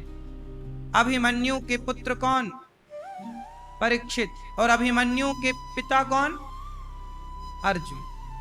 अर्जुन पुत्र अभिमन्यु, अभिमन्यु पुत्र मतलब अर्जुन के पोते हैं। हाँ या ना? अर्जुन के पोते परीक्षित, ये वही परीक्षित हैं जिन परीक्षित के जब ये अपनी माँ के पेट में थे ना, उत्तरा माँ के गर्भ में, तब इन्हें मारने के लिए गुरु द्रोणाचार्य के बेटे अश्वत्थामा ने ब्रह्मास्त्र चला दिया था। तब उत्तरा दौड़ी दौड़ी पाही पाही महायोगिन देव देव जगत पते, हे प्रभु मेरी रक्षा कर लो। तब भगवान ने उत्तरा के गर्भ को अश्वत्थामा के प्रहार से बचाया था। ये वही परीक्षित हैं जिनकी गर्भ में भगवान ने रक्षा की, ब्रह्मास्त्र से रक्षा की, सुदर्शनास्त्र के द्वारा। लेकिन जब एक ब्राह्मण का श्राप लगा तब भगवान ने रक्षा कैसे की? बोले भगवान, ब्राह्मण का वचन अब श्राप लग चुका है, तो ब्राह्मण का वचन सत्य हो और इनकी मुक्ति भी मिले, तो भगवान सुखदेव का अवतार लेकर राजा परीक्षित जी को भागवत सुनाने के लिए आ गए। भगवान ही सुखदेव बनकर, तत्रा भवद भगवान व्यास पुत्रो, भगवान नारायण ही, भगवान विष्णु ही सुखदेव के रूप में प्रकट भये और परीक्षित जी को भागवत सुनाई। तो परीक्षित जी को भागवत मतलब जो भागवत सुनता है वो सारे पापों से मुक्त हो जाता है। अंतिम ज्ञान है भागवत का ज्ञान। राजा परीक्षित जी कलयुग को रहने के 4 कमरे बनवाते हैं। परीक्षित जी ने कलयुग को रहने के कितने कमरे बनवाए? 4। कहां कहां रहता कलयुग? आप लोग बचिएगा कलयुग से, कलयुग बड़ा खतरनाक है। कलयुग नाच नचाता है साहब। कलयुग, आप किस युग में रहते हो? अभी कौन सा युग चल रहा है? हाँ? कौन सा युग? अभी यहां तो देखो गौरी गोपाल में कलयुग नहीं है। आपके गांव में कलयुग चल रहा होगा, गली मोहल्ले शहर में होगा। यहां तो अभी कलयुग नहीं है। जहां भी 3 घंटे से भगवान की कथा चल रही हो, भगवान का कीर्तन चल रहा हो, जहां एसी चलती हो, क्या वहां गर्मी का प्रभाव होता है? बोलो। जहां एसी की ठंडी हवा हो वहां गर्मी का प्रभाव नहीं होता। मैया मैया, जहां एसी की ठंडी हवा हो क्या वहां गर्मी का प्रभाव होता है? जैसे एसी की ठंडी हवा के आगे गर्मी का प्रभाव नहीं होता, ऐसे जहां भगवान की कथा कीर्तन होती है वहां कलयुग का प्रभाव नहीं होता। कलयुग का प्रभाव कहां होता? सुनो, 4 जगह कलयुग का प्रभाव होता। द्यूतम, जहां जुआ होता है वहां कलयुग का प्रभाव होता। आजकल के नौजवान लड़के पता काहे में बिगड़ रहे हैं? ऑनलाइन जंगली रमी डाउनलोड कर रहे हैं।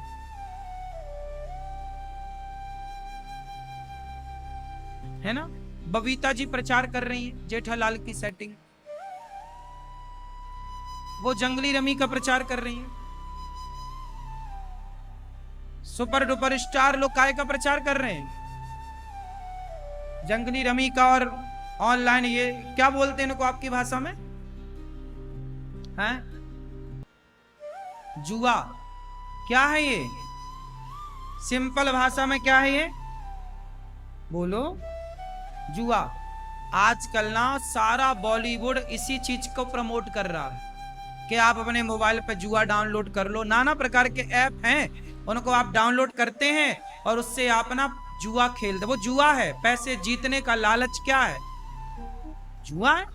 खुलेआम यूट्यूब पर और टीवियों पर प्रचार आ रहा है।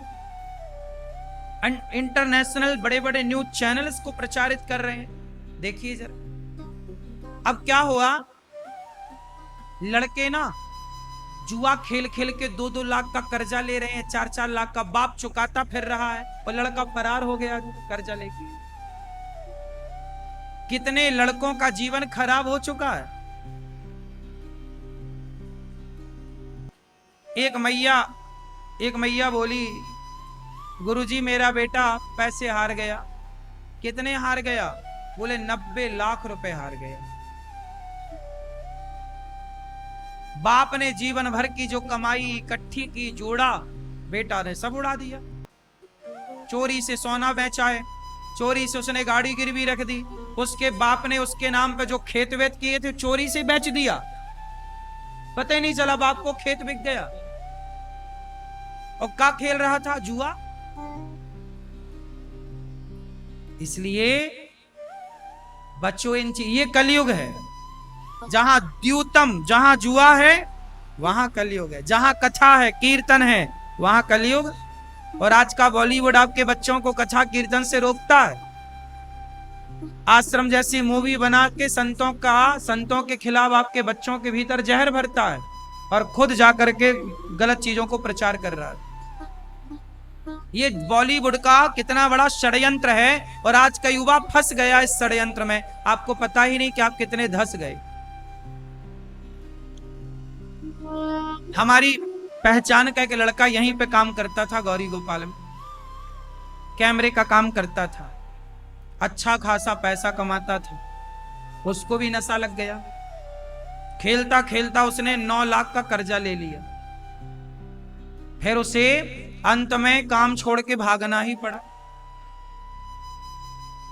सैलरी अच्छी खासी मिल रही थी, अच्छा खासा कमा रहा था, खर्चे भी कम थे, पर पैसा कभी जीत गया ना, पहले वो क्या करता है, जिताता है पहले, ताकि 1 लाख रुपए जीत जाओ तो आपको लालच लगे कि यार इतनी बड़ी बड़ी कंपनियां जो करोड़ों प्रचार कर रही हैं तुम्हें जिताने के लिए थोड़ी कर रही हैं। उसके बाप को पैसा भरना पड़ा, वो भाग गया। बेचारा बाप, 2-4 एकड़ जमीन थी, वो 1 एकड़ बेचनी पड़ी ये औलादों के चक्कर में। हाँ या ना? और पूरे देश के नौजवान बिगड़ रहे हैं इस जुआ से। कितने लोग इस बात के साक्षी हैं? आप बताओ।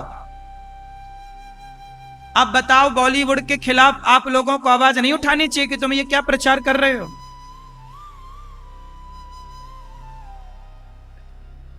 पूरे नौजवान बच्चे बिगड़ गए। मां बाप की जमा पूंजी बर्बाद कर दी छोरा छोरियों ने, लेकिन कोई एक शब्द बोलने को तैयार नहीं। हम सरकार को भी जिम्मेदार ठहराते हैं। सरकार भी क्या जरूरत थी इन चीजों का प्रचार करने की इजाजत देने की? सरकार क्यों नहीं बैन लगाती? ये ऑनलाइन जितने भी जुआ है, ऑनलाइन जितने भी गेम है, अच्छा गेम में भी पैसा लगता, मैंने सुना है। ऑनलाइन गेम, एक गेम बहुत पहले आया था, उससे बच्चे मरने लग गए थे। कौन सा गेम था? पबजी। मुझे एक बात बताओ, सरकार क्यों नहीं बैन लगाती इन ऑनलाइन गेमों में, ऑनलाइन ये जुआ में? काहे नहीं बैन लगाती? क्यों नहीं रोकती? आजकल ये साइबर क्राइम कितना बढ़ गया है, जिंदगी खराब हो रही है। मतलब खड़े खड़े आदमी बर्बाद हो जा रहा है। कुछ किसी से कुछ लड़ाई झगड़ा कुछ भी नहीं हुआ, पर खत्म। सरकार को एक्शन लेना चाहिए। बच्चे बिगड़ रहे हैं। नशा इतना ज्यादा हमारे देश में बढ़ चुका है, पूछो। भारत में 100 में से 95 बच्चे नशा करते हैं। भारत के 100 में से 95 बच्चे क्या करते हैं? सिगरेट पीने का नशा, शराब पीने का नशा, जुआ खेलने का नशा और लिव इन में रहने का नशा। कैसे बचाओगे अपनी पीढ़ी को? और ये नशा करेंगे तो इनसे भारत का क्या विकास होगा? ये अपना विकास कर ना पाए तो क्या विकास करेंगे देश का? आप भी शराब पीते हो? क्यों पीते हो?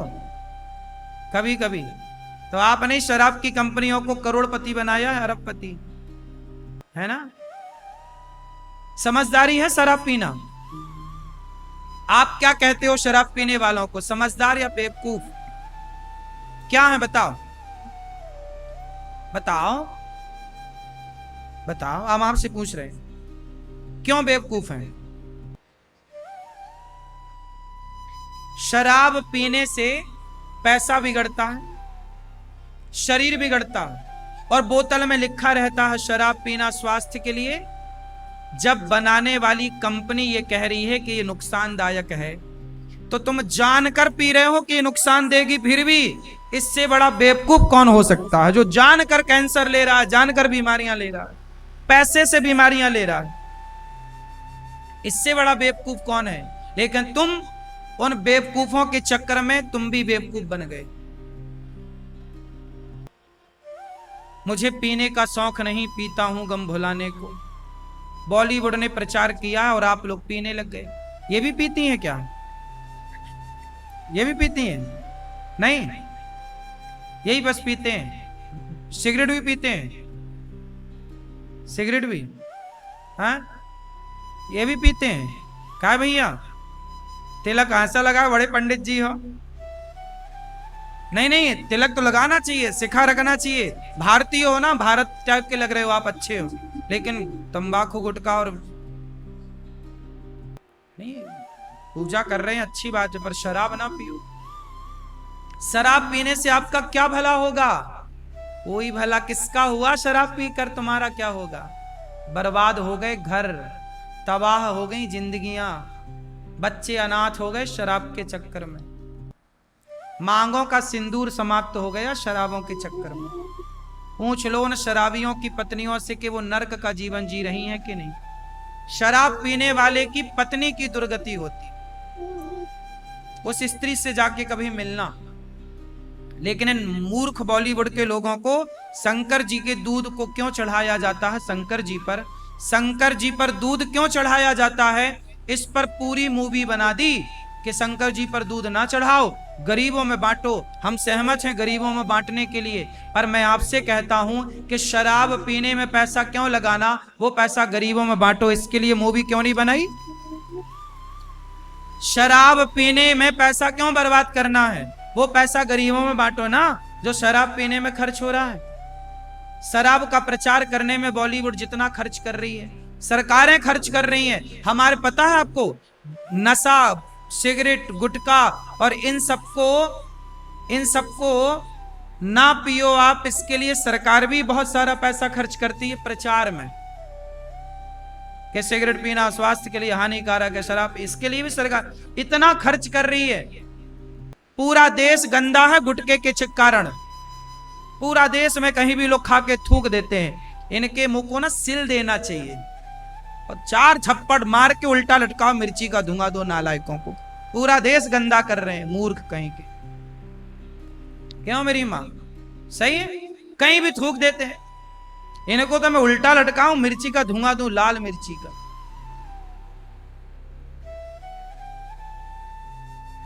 पूरा देश गंदा की। उनके दांत बिल्कुल लाल।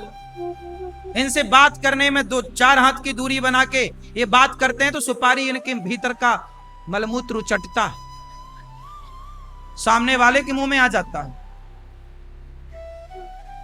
हाँ या ना?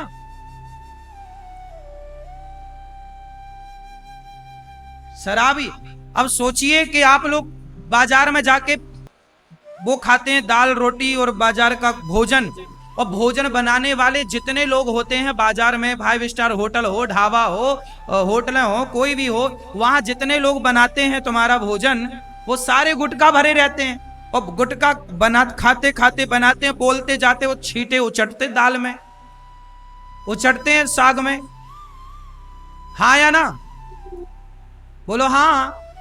और तुम खाते हो बढ़िया चाट चाट के, पूरा हाथ बड़ा अच्छा बनाया, बड़ा अच्छा बनाया। माँ के हाथ का तुम्हें स्वाद नहीं लग रहा है, माँ के हाथ का तुम्हें पसंद नहीं आ रहा है, पत्नी के हाथ का पसंद नहीं आ रहा है, और वहां जाके तुम पसीना वाला खा रहे हो। बोलो हाँ। शर्म भी नहीं आती लोगों को। ढीठ हो गए हैं, ढीठ।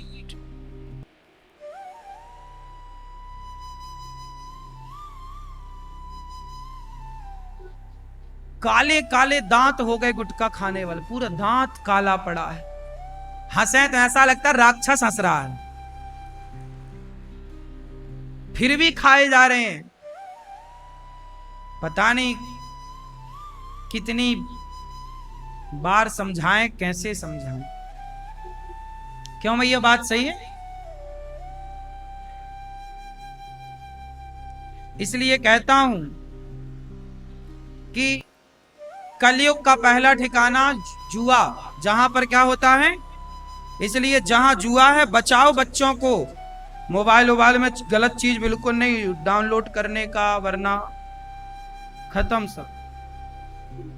द्यूतम पानम, कलयुग का दूसरा ठिकाना शराब। ए भैया, कलयुग का दूसरा ठिकाना क्या है? जहां शराब वहां कलयुग, जहां जुआ वहां कलयुग। कलयुग का तीसरा ठिकाना स्त्रियां, चरित्रहीनता। आजकल आदमी खा रहा है मांस, पी रहा है शराब और अपनी पत्नी को छोड़ के पड़ोसन के संग ठुमके लगा रहा है।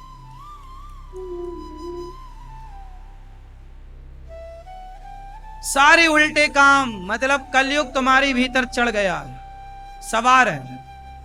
सारे गलत काम आदमी कर रहा आजकल, हाँ या ना? फिर भगवान बचाएं आपको और आप बचो। विवेकी हो, समझदार हो तो बचो, और मूर्ख हो तो फिर चूल्हे में जाओ। हमें क्या करना? हम तो तुम्हारे भले के लिए कह रहे हैं। तुम्हें फिर जहां जाना है तुम्हें जाने से कौन रोक सकता? विनाश काले विपरीत बुद्धि। कृष्ण ने समझाया था दुर्योधन 5 गांव दे दे पांडवों को, मान जा कृष्ण की बात। कृष्ण की बात नहीं मानी दुर्योधन ने, सर्वनाश हुआ। हमारी बात मान लो, तुम्हारा भला होगा। गुटखा ना खाओ, शराब ना पियो, मांस ना खाओ, पराई स्त्री के चक्कर से बचो, वरना सर्वनाश होगा। क्यों? आपका चक्कर वक्कर तो नहीं किसी पड़ोसन से? सही है, फिर बढ़िया। आपका छोरा, आपका नहीं कोई सेटिंग वेटिंग है? चक्कर में ना पड़ना, तुम्हारे जैसे कितने तो बह गए।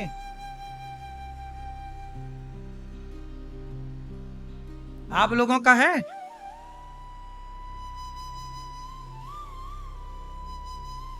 शादी नहीं हुई अभी? कर लो जल्दी ब्याह, माँ बाप के कहने से करना, राजी मर्जी से।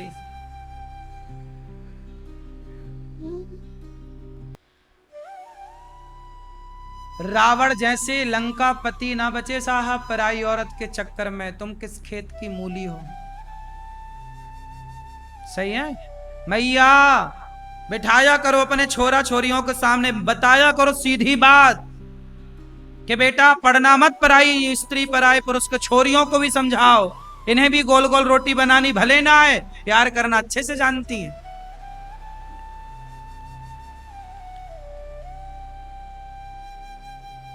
पूरा देश अब कुछ परसेंट छोड़ दो तो पूरा देश ही अब क्या बताएं चरित्रहीन सा होता जा रहा। हमारा देश, हमारे देश की पूंजी ही चरित्र है, हमारे देश की धरोहर ही चरित्र है। इसलिए हमारे यहां पढ़ी जाती है रामचरित्र मानस। क्या पढ़ा जाता है? हमारे यहां पढ़ा ही चरित्र जाता है। किसका चरित्र? राम चरित्र। क्या पढ़ा जाता है? हमारे यहां पढ़ाई किसकी है? चरित्र की। लेकिन जिस देश में पढ़ाई चरित्र की हो, कैरेक्टर की हो, वही देश, वही के लोग यदि चरित्रहीन हो जाएं तो इससे बड़ा दुख क्या हो सकता है? तुम चरित्रहीन हो गए तो तुमसे इस देश का क्या भला होगा? इस देश का भला चरित्रहीनों ने नहीं, चरित्रवानों ने देश का भला किया। देश के बारे में सोचना है तो चरित्रवान बनो। एक अच्छा राष्ट्र वही विकसित कर सकता है, एक अच्छे राष्ट्र का वही निर्माण कर सकता है जो राजा, जो व्यक्ति चरित्रवान हो। एक अच्छे परिवार की स्थापना वही कर सकता है जो व्यक्ति, बोलो, चरित्रवान हो। अपने बेटा बेटियों को सामने बिठाओ, पढ़ाओ, चरित्र का ज्ञान दो, वरना तुम्हारी बेटी बेटा आज पढ़ने जाते हैं, पढ़ाई लिखाई कम होती है, इलू इलू चालू हो जाता है उनका। हाँ या ना? पूछ लो अपने खुद बेटा बेटियों से, पूछो कि बेटा तुम्हारे स्कूल में क्या चला, वो खुद बताएंगे। आजकल लड़कियों को सब पता है। इसलिए इस गंदगी से बचो। सारी गंदगी की जड़ है बॉलीवुड। यही सारी ऐसी अश्लील पिक्चरें बना बना के तुम्हारी बहन बेटियों को भी वही नशा लग गया है कि हम भी वैसे ही नाचेंगे, अब हम भी वैसे ही कम कपड़े पहनेंगे, हम भी फटे फटे कपड़े पहनेंगे। अब ये समझ नहीं रही है कि वो तो खुलेआम उसका धंधा ही है शरीर दिखाना। तुम तो एक मान मर्यादा वाली लड़की हो, तुम तो एक प्रतिष्ठित घर की लड़की हो, तुम अपनी तुलना उन नालायकों से काहे कर रही हो? वो तो पैसे के लिए सब करने को तैयार हैं। बॉलीवुड में तो ऐसे लोग हैं, वो कहती हैं वहां की लड़कियां, वहां की स्त्रियां कि भाई पैसे दो हमें ले जाओ। वो तो पैसे में बिकाऊ लोग हैं ना। तुम 1,00,000-2,00,000 दे दो तो ले आओ खरीद के उनको, क्या वो तो तुम्हारे घर आ जाएंगी। स्त्रियां बिकाऊ नहीं होती। हमारे यहां स्त्रियों को पतिव्रता नारी सती सावित्री की उपाधि दी गई है। जो बिक जाए वो काहे की स्त्री, वो तो वैश्या है। इसलिए मेरी मां अपनी बेटियों को बताओ कि बॉलीवुड का रोग ना लाओ। उन लोगों से आपकी बेटियां लाख गुनी अच्छी हैं। आपकी बेटियां अच्छी हैं। आपकी बेटियां इज्जतदार घर की बेटियां हैं। आपका इज्जत है, समाज में नाम है। वो तो पैसे में बिकाऊ लोग हैं, उनकी क्या तुलना करना। हाँ या ना? आज बॉलीवुड की कौन है ऐसा जो पैसे से तुम्हें ना मिल जाए? किसी का रेट कम है, किसी का रेट ज्यादा है, दे दो रेट मिल जाएगी। क्या चाहिए तुम्हें? उनसे अपनी बेटियों की तुलना ना कराओ। ये समझाओ अपनी बेटियों को, बेटी तुम चरित्रवान बेटी हो, हमारी समाज में इज्जत है, नाम है। उनसे तुलना क्या करना मेरी मां। बताओ, क्या सावित्री, क्या सती की तुलना, क्या एक सती की तुलना वैश्या से हो सकती है? बोलो। फिर आजकल की युवा पीढ़ी किसे देख रही है? उन्हें देख रही है जिनका चरित्र ही नहीं है। जब तुम चरित्रहीन लोगों को देखोगे तो तुम भी चरित्रहीन ही तो बनोगे। इसलिए कहता हूं, राम को देखो, राम के बारे में पढ़ो, तो राम जैसा चरित्रवान आप बनेंगे, आपका चरित्र का निर्माण होगा। सीता मां के बारे में सुनो, अनसुईया मां के बारे में पढ़ो, सिलोचना के बारे में पढ़ो, सावित्री के बारे में पढ़ो। हमारे देश में तमाम पतिव्रता नारियां भाई, झांसी की रानी के बारे में पढ़ो।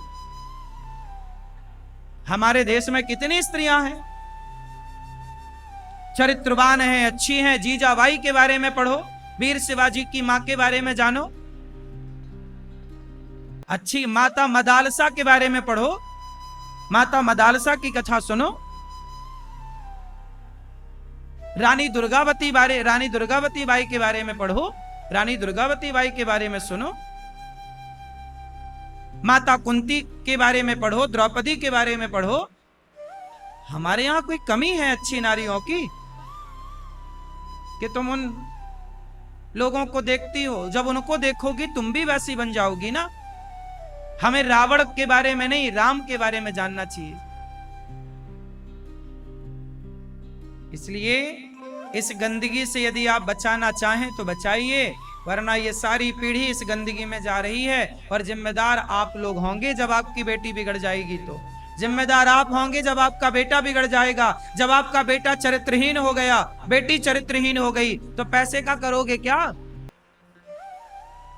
क्या कर लेगा पैसा? आपकी सबसे बड़ी संपत्ति है आपकी संतान। बच्चों को अच्छी परवरिश दो, अच्छा बनाओ, तब तो आप अच्छे माँ बाप हो, तब तो पैसा काम का है। और यदि आपने पैसा जोड़ा, बच्चों के चरित्र पर ध्यान नहीं दिया, तो क्या करोगे पैसे का? क्या करोगे? एक माँ बाप अभी आए मेरे पास, कुछ महीने हो गए इस बात को। एक माँ आई मेरे पास और बाप आया, सच्ची घटना बोल रहा हूं। और आए दिन घर घर की ये घटनाएं हैं, सुन लेना और समझ लेना। एक माँ बाप मेरे पास आए, बोले महाराज जी हमारी बेटी बहुत अच्छी है, संस्कारी है, हमारी एक लौती बेटी है। हम लोगों के पास भगवान का दिया खूब धन धान्य, एक लौती बेटी, बेटा है नहीं, एक सिंगल बेटी है। हमने सोचा कि जब एक बेटी है और पैसा भी है तो खूब पढ़ाओ। तो हमने बेटी को पढ़ने लंदन भेजा। लंदन में पढ़ती है, बड़े कोई कॉलेज है, बड़ा नाम है उसका, बड़ा पैसा लगता है, वहां पढ़ रही है। पर माँ रोने लग गई। मैंने कहा मैया काहे रो रही हो? बोले गुरुजी अब हमारी बेटी हमसे बात नहीं करती। क्यों? वो किसी के चक्कर में पड़ गई है गुरुजी। पढ़ने भेजा था, वो किसी एक मुस्लिम के चक्कर में पड़ गई, लव जिहाद का शिकार हो गई। एक मुस्लिम ने उसको बहला फुसला लिया, यही तो हो रहा है। आपकी बेटियां पढ़ने जा रही हैं, पढ़ाई बुराई नहीं है, पढ़ाई में बुराई नहीं है, पर पढ़ाई के नाम पर आज लव जिहाद खूब पनप रहा है, खूब तरक्की कर रहा लव जिहाद। भारत नहीं, पूरी दुनिया का रोग है ये लव जिहाद। किसकी बेटी इसका शिकार बन जाए कोई नहीं जानता। इसलिए वो मां रोने लग गई, मेरी बेटी एक मुस्लिम लड़के से प्यार में, समझाती हूं। बोले हम लोग गए, लंदन गए अपनी बेटी के पास, तो वो लड़के ने ऐसा बस में कर रखा है कि वहां पर घुसने नहीं दिया घर में बेटी ने। मिली तक नहीं बेटी, लंदन गई, मां रोती रोती चौखट में माथा रगड़ती रही, नाक रगड़ती रही, लेकिन बेटी निर्दयी हो गई, फंस गई ना तरीके से। और दूसरी धरती पे आप कुछ कर भी नहीं सकते, धरती दूसरी के, आप भारत में कुछ नहीं कर सकते। यहां भी फंस जाए तुम्हारी बेटी लव जिहाद में, तो यहां भी तुम क्या कर सकते हो। और उस देश में तो ये लीगल है कि तुम किसी के संग रहो लिव इन में, वहां तो लिव इन का ही कल्चर है, वहां तो आप कुछ कर भी नहीं सकते। अब रोती रोती मां आ गई, सपने बड़े थे, बेटी थी, बेटी अब किसी और के संग है।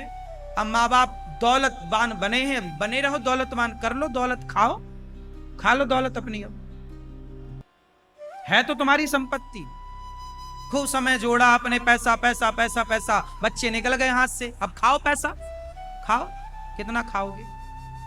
तुम्हारी दौलत कागज का टुकड़ा है ही नहीं, तुम्हारी दौलत तो तुम्हारी संतान है। तुम्हारे बच्चे अच्छे हैं तो तुम अमीर हो, तुम्हारे बच्चे आज्ञाकारी हैं, तुम सबसे अमीर माँ बाप हो, और तुम्हारे बच्चे आज्ञाकारी नहीं हैं, तुम सबसे गरीब इंसान हो इस धरती के, सबसे गरीब। इसलिए मेरी माँ, पैसे दो चार, पैसे थोड़ा कम कमाओ, बच्चों को एक आध क्लास कम पढ़ाओ, चलेगा, पर बेटी और बेटों को जरा आज्ञाकारी बनाना। ऐसा तो बनाना कि बुढ़ापे में तुम्हें गिलास भर सम्मान से पानी दें और सम्मान से 2 रोटियां देते रहें, तुम्हें लात मार के ना निकाल दें घर से, तुम जाओ तो दरवाजे बंद ना कर लें। ये तो संस्कार तुम्हें ही देना पड़ेगा। इतना मजबूत संस्कार आप क्यों नहीं देती हो बेटी और बेटों को कि वो किसी के भड़कावे में आए ही ना, फंसे ही ना, फंसे क्यों। कहीं ना कहीं तुम्हारी भी तो कमी रह गई ना, कमी रह गई। क्यों फंस गई वो तुम्हारी बेटी, क्यों नहीं उसे तरीके से तैयार किया, क्यों नहीं तरीके से समझाया, क्यों नहीं संस्कार दिए। अब भले गलती बेटी की है, पर उंगली तो माँ बाप पर भी उठेंगी ना, सवाल तो माँ बाप से भी होगा।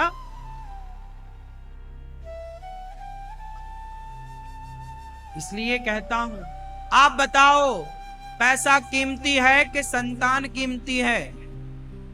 बोलो बोलो।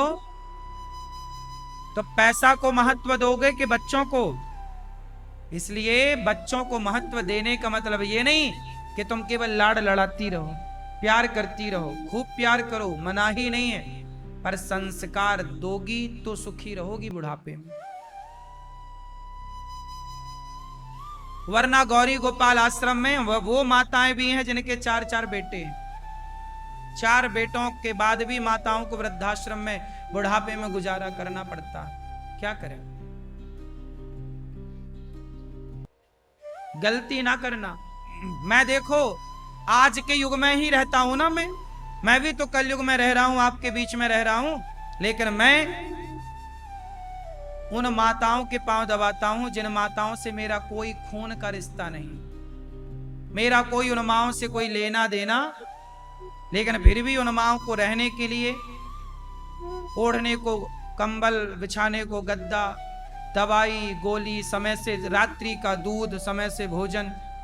कोई माँ बिस्तर पर मलमूत्र करती है तो उनके लिए मैं एक वहां स्त्रियों को रखा हूं, कार्यकर्ता बहनों को, कि तुम माँ को नहलाओ धुलाओ, इनके कपड़े साफ करो, साफ सुथरी रहना चाहिए माँ। बिस्तर में मलमूत्र हो रहा है तो उनका भी ख्याल रखो। जबकि मेरा उन माओं से कोई रिश्ता, और मैं उन माताओं से पैसे भी नहीं लेता कि पैसे के लालच में करूं। ये मेरी इंसानियत। क्यों? मैं आप लोगों की तरह ज्यादा पढ़ा लिखा नहीं हूं, मैं बस इतना जानता हूं कि चरित्रवान होना चाहिए और दीन दुखियों की सबकी सेवा करना चाहिए, इतनी सी बात जानता हूं। मैं ज्यादा टेढ़ी बातें जानता नहीं, सीधी बातें कहता हूं, सीधी बातें करता हूं, मुझे गोल गोल बातें करना नहीं आता, सीधा कहो बस। मैं गलत को गलत कह देता हूं, सही को सही। सीधी सादी जिंदगी है मेरी, कोई तिगड़म नहीं खेलता, मैं ज्यादा चतुर नहीं हूं, मेरे को चतुराई आती ही नहीं, पांव दबाना आता है, माताओं की सेवा करता हूं।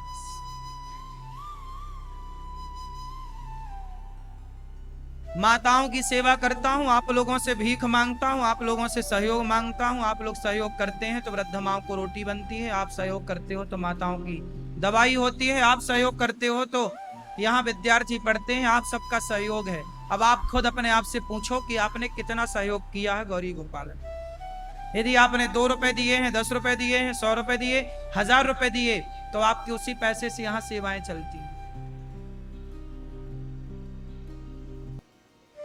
और ये दास अनिरुद्ध कम पढ़ा लिखा है, इसलिए सेवा कर रहा है। तुम्हारी तरह ज्यादा पढ़ लिख गए होते तो सेवा ना होती, फिर हम भी तुम्हारी तरह पढ़ लिख के शराब की बोतलें खोल रहे होते।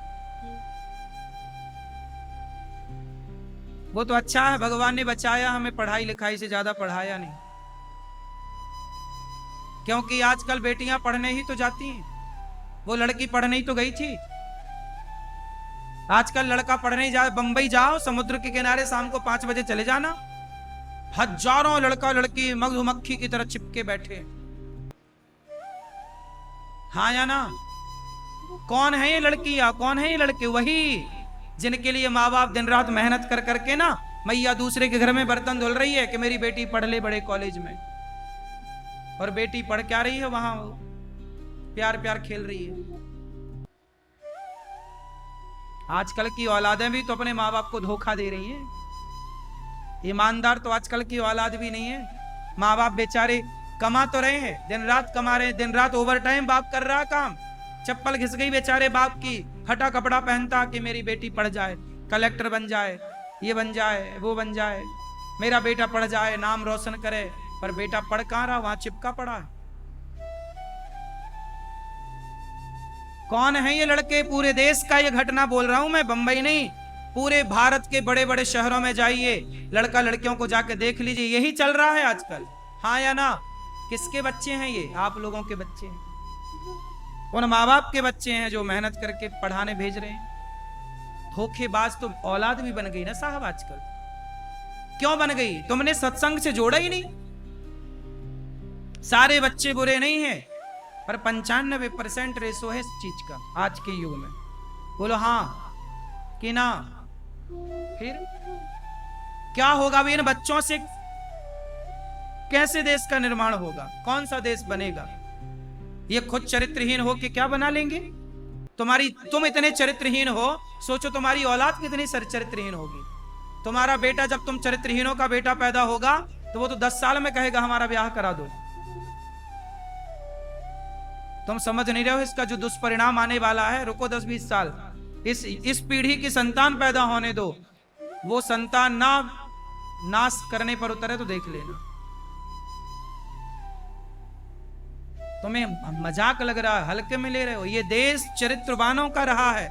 ये देश इतने 700 साल तक गुलाम रहा। अंग्रेजों ने 200 साल, मुगलों ने 500 साल, और भी इसके पहले कितनी गुलामी हमने देखी, लेकिन फिर भी सनातन यदि जिंदा है केवल इसलिए कि इस देश में चरित्रवान लोग थे, इसलिए जिंदा है। चरित्रहीन होते तो कब का बिक गया होता। तलवारें रखी थी गर्दनों पर, कहा था कि तलवार है मार दूंगा, धर्म छोड़ दो, लेकिन धर्म नहीं छोड़ा।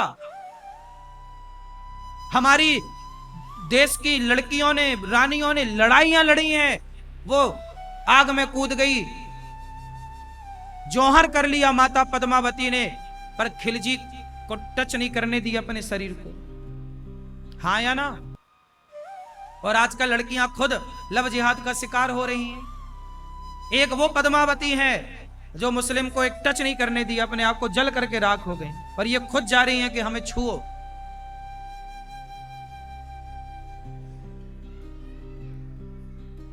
क्या होगा? गुरु गोविंद सिंह जी के दोनों बच्चों को दिसंबर का ही महीना था, पिछले महीने की घटना, दिसंबर के 25 दिसंबर से लेकर 31 दिसंबर के बीच में उनके बच्चों को दीवार में जिंदा चुनवाया था। गुरु गोविंद सिंह के बच्चों को क्या बोला था मुगलों ने? 5 साल का बेटा था, 8 साल का, 7 साल का बच्चा था, कहा तलवार है गर्दन में, मार दूंगा, धर्म बदल लो।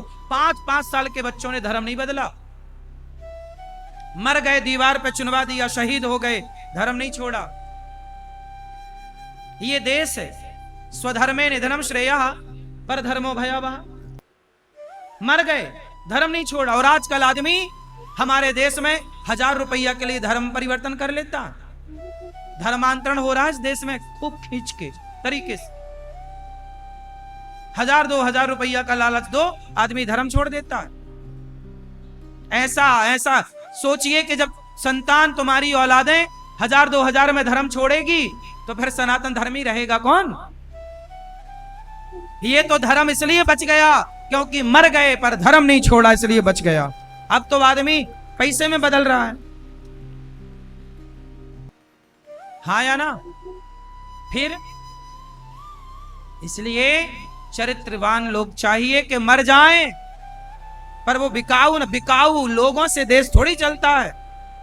अरे आपका ऐसा चरित्र हो कि आपको कोई खरीद ना सके, आप ऐसे हो कि आपको कोई आंख उठाकर देख ना सके गलत नजर से। चरित्र मजबूत होना चाहिए। क्यों भाई, सही है?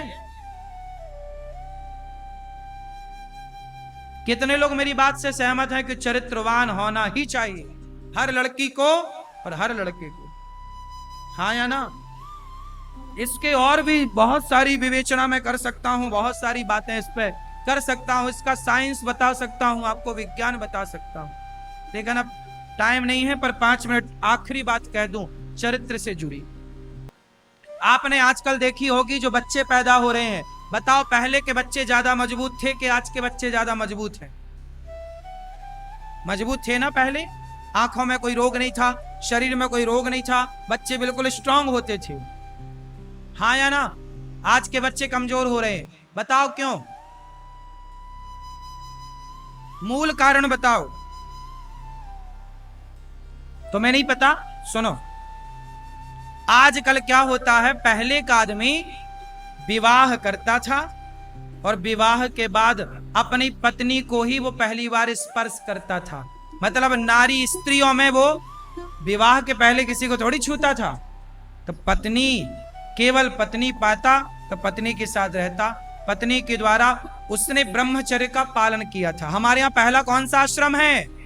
ब्रह्मचर्य। फिर कौन सा है? गृहस्थ। फिर कौन सा है? वानप्रस्थ। फिर कौन सा है? सन्यास। तो पहले क्या था, सारे लोग ब्रह्मचर्य का पालन करते थे और ब्रह्मचर्य का पालन, उनकी सारी शक्ति, सारी एनर्जी भीतर होती थी। अब वो शक्ति से जब जाके वो गर्भाधान होता था तो पूरी शक्ति, उच्च कोटि का जो तेज था वह नारी के गर्भ में जाता था। आजकल क्या है, लड़के पहले ही विवाह के पहले ना जाने कितनी स्त्रियों के संग रह लेते हैं, तो उनका जो ब्रह्मचर्य है वो तो नष्ट हो जाता है। उस ब्रह्मचर्य से ही, उस पानी की बूंद से ही बच्चे का निर्माण होता है। जब वो पहला ही कमजोर पड़ गया आपका ब्रह्मचर्य, तो कमजोर ब्रह्मचर्य से कमजोर बीज होगा तो फसल कैसी आएगी? इसलिए पहले के लोग ब्रह्मचारी थे, ब्रह्मचारी थे, शक्ति थी। किसान जब खेत में बीज बोता है तो बढ़िया से बढ़िया बीज लाता है, बोलो हाँ। यदि घुना हुआ बीज बो दे किसान तो फसल होगी? बोलो, घुना हुआ। घुन जानते हो? घुन गेहूं में क्या लग जाता है? घुन। चने में क्या लग जाता है? यदि घुना हुआ बीज हो तो फसल अच्छी आएगी? हाँ, परफेक्ट बीज हो तो फसल बढ़िया किसान की। उसी तरह आप जितने ब्रह्मचारी होंगे, जितनी अच्छी आपके भीतर ब्रह्मचर्य की शक्ति होगी, उतनी श्रेष्ठ विचारधारा की श्रेष्ठ तेजस्वी संतान होगी। अब तुम पहले ही ब्रह्मचर्य बिगाड़ चुके हो, 17 लोगों के संग रह चुके हो, पानी की तरह तुम्हारा ब्रह्मचर्य बह चुका है, बचा क्या? उससे क्या संतान होगी? ऐसी होगी? उससे तुम कैसी संतान की? वो फिर वो संतान भी तुम्हारी देख लेना कैसी होती। हमारे यहाँ ब्रह्मचर्य आश्रम, हमारे यहाँ ब्रह्मचर्य की पढ़ाई होती है। आपका ब्रह्मचर्य ही आपकी शक्ति है, एनर्जी है, उसे बचाओ। ब्रह्मचारी बनो, स्त्री भी ब्रह्मचारी बने और पुरुष भी ब्रह्मचारी बने। 25 साल तक, विवाह के पहले तक पूर्ण ब्रह्मचर्य का पालन होना चाहिए। और विवाह के बाद संतान हो जाए, बेटी हो जाए, बेटा हो जाए, बेटी बेटे का ब्याह कर दो, फिर दोनों पति पत्नी भोगी नहीं, योगी बन करके भगवान के चिंतन में लगो। यही जीवन की सार्थकता। अब तुम जानते ही नहीं, समझते नहीं ब्रह्मचर्य का मतलब। कौन बताए? संतान अच्छी तब होगी जब ब्रह्मचर्य का पालन अच्छे से हो। बात समझ में किस किस को आ रही है? आ रही है? ठीक है, आ जाए बस यही। इससे और क्लियर और स्पष्ट नहीं मैं बोल सकता, इतना ही समझो।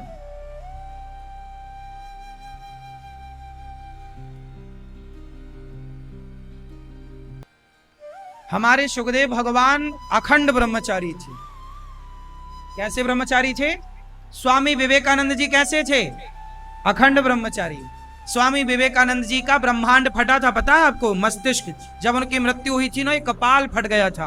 किसी ने, डॉक्टर ने कहा था, महाराज आप विवाह कर लोगे तो आपकी उम्र बढ़ जाएगी। नहीं नहीं नहीं, 39, हाँ 39 ईयर, इस उम्र में स्वामी विवेकानंद जी चले गए। इतना ब्रह्मचर्य, इतना तेज, उत्तम कोटि की मृत्यु।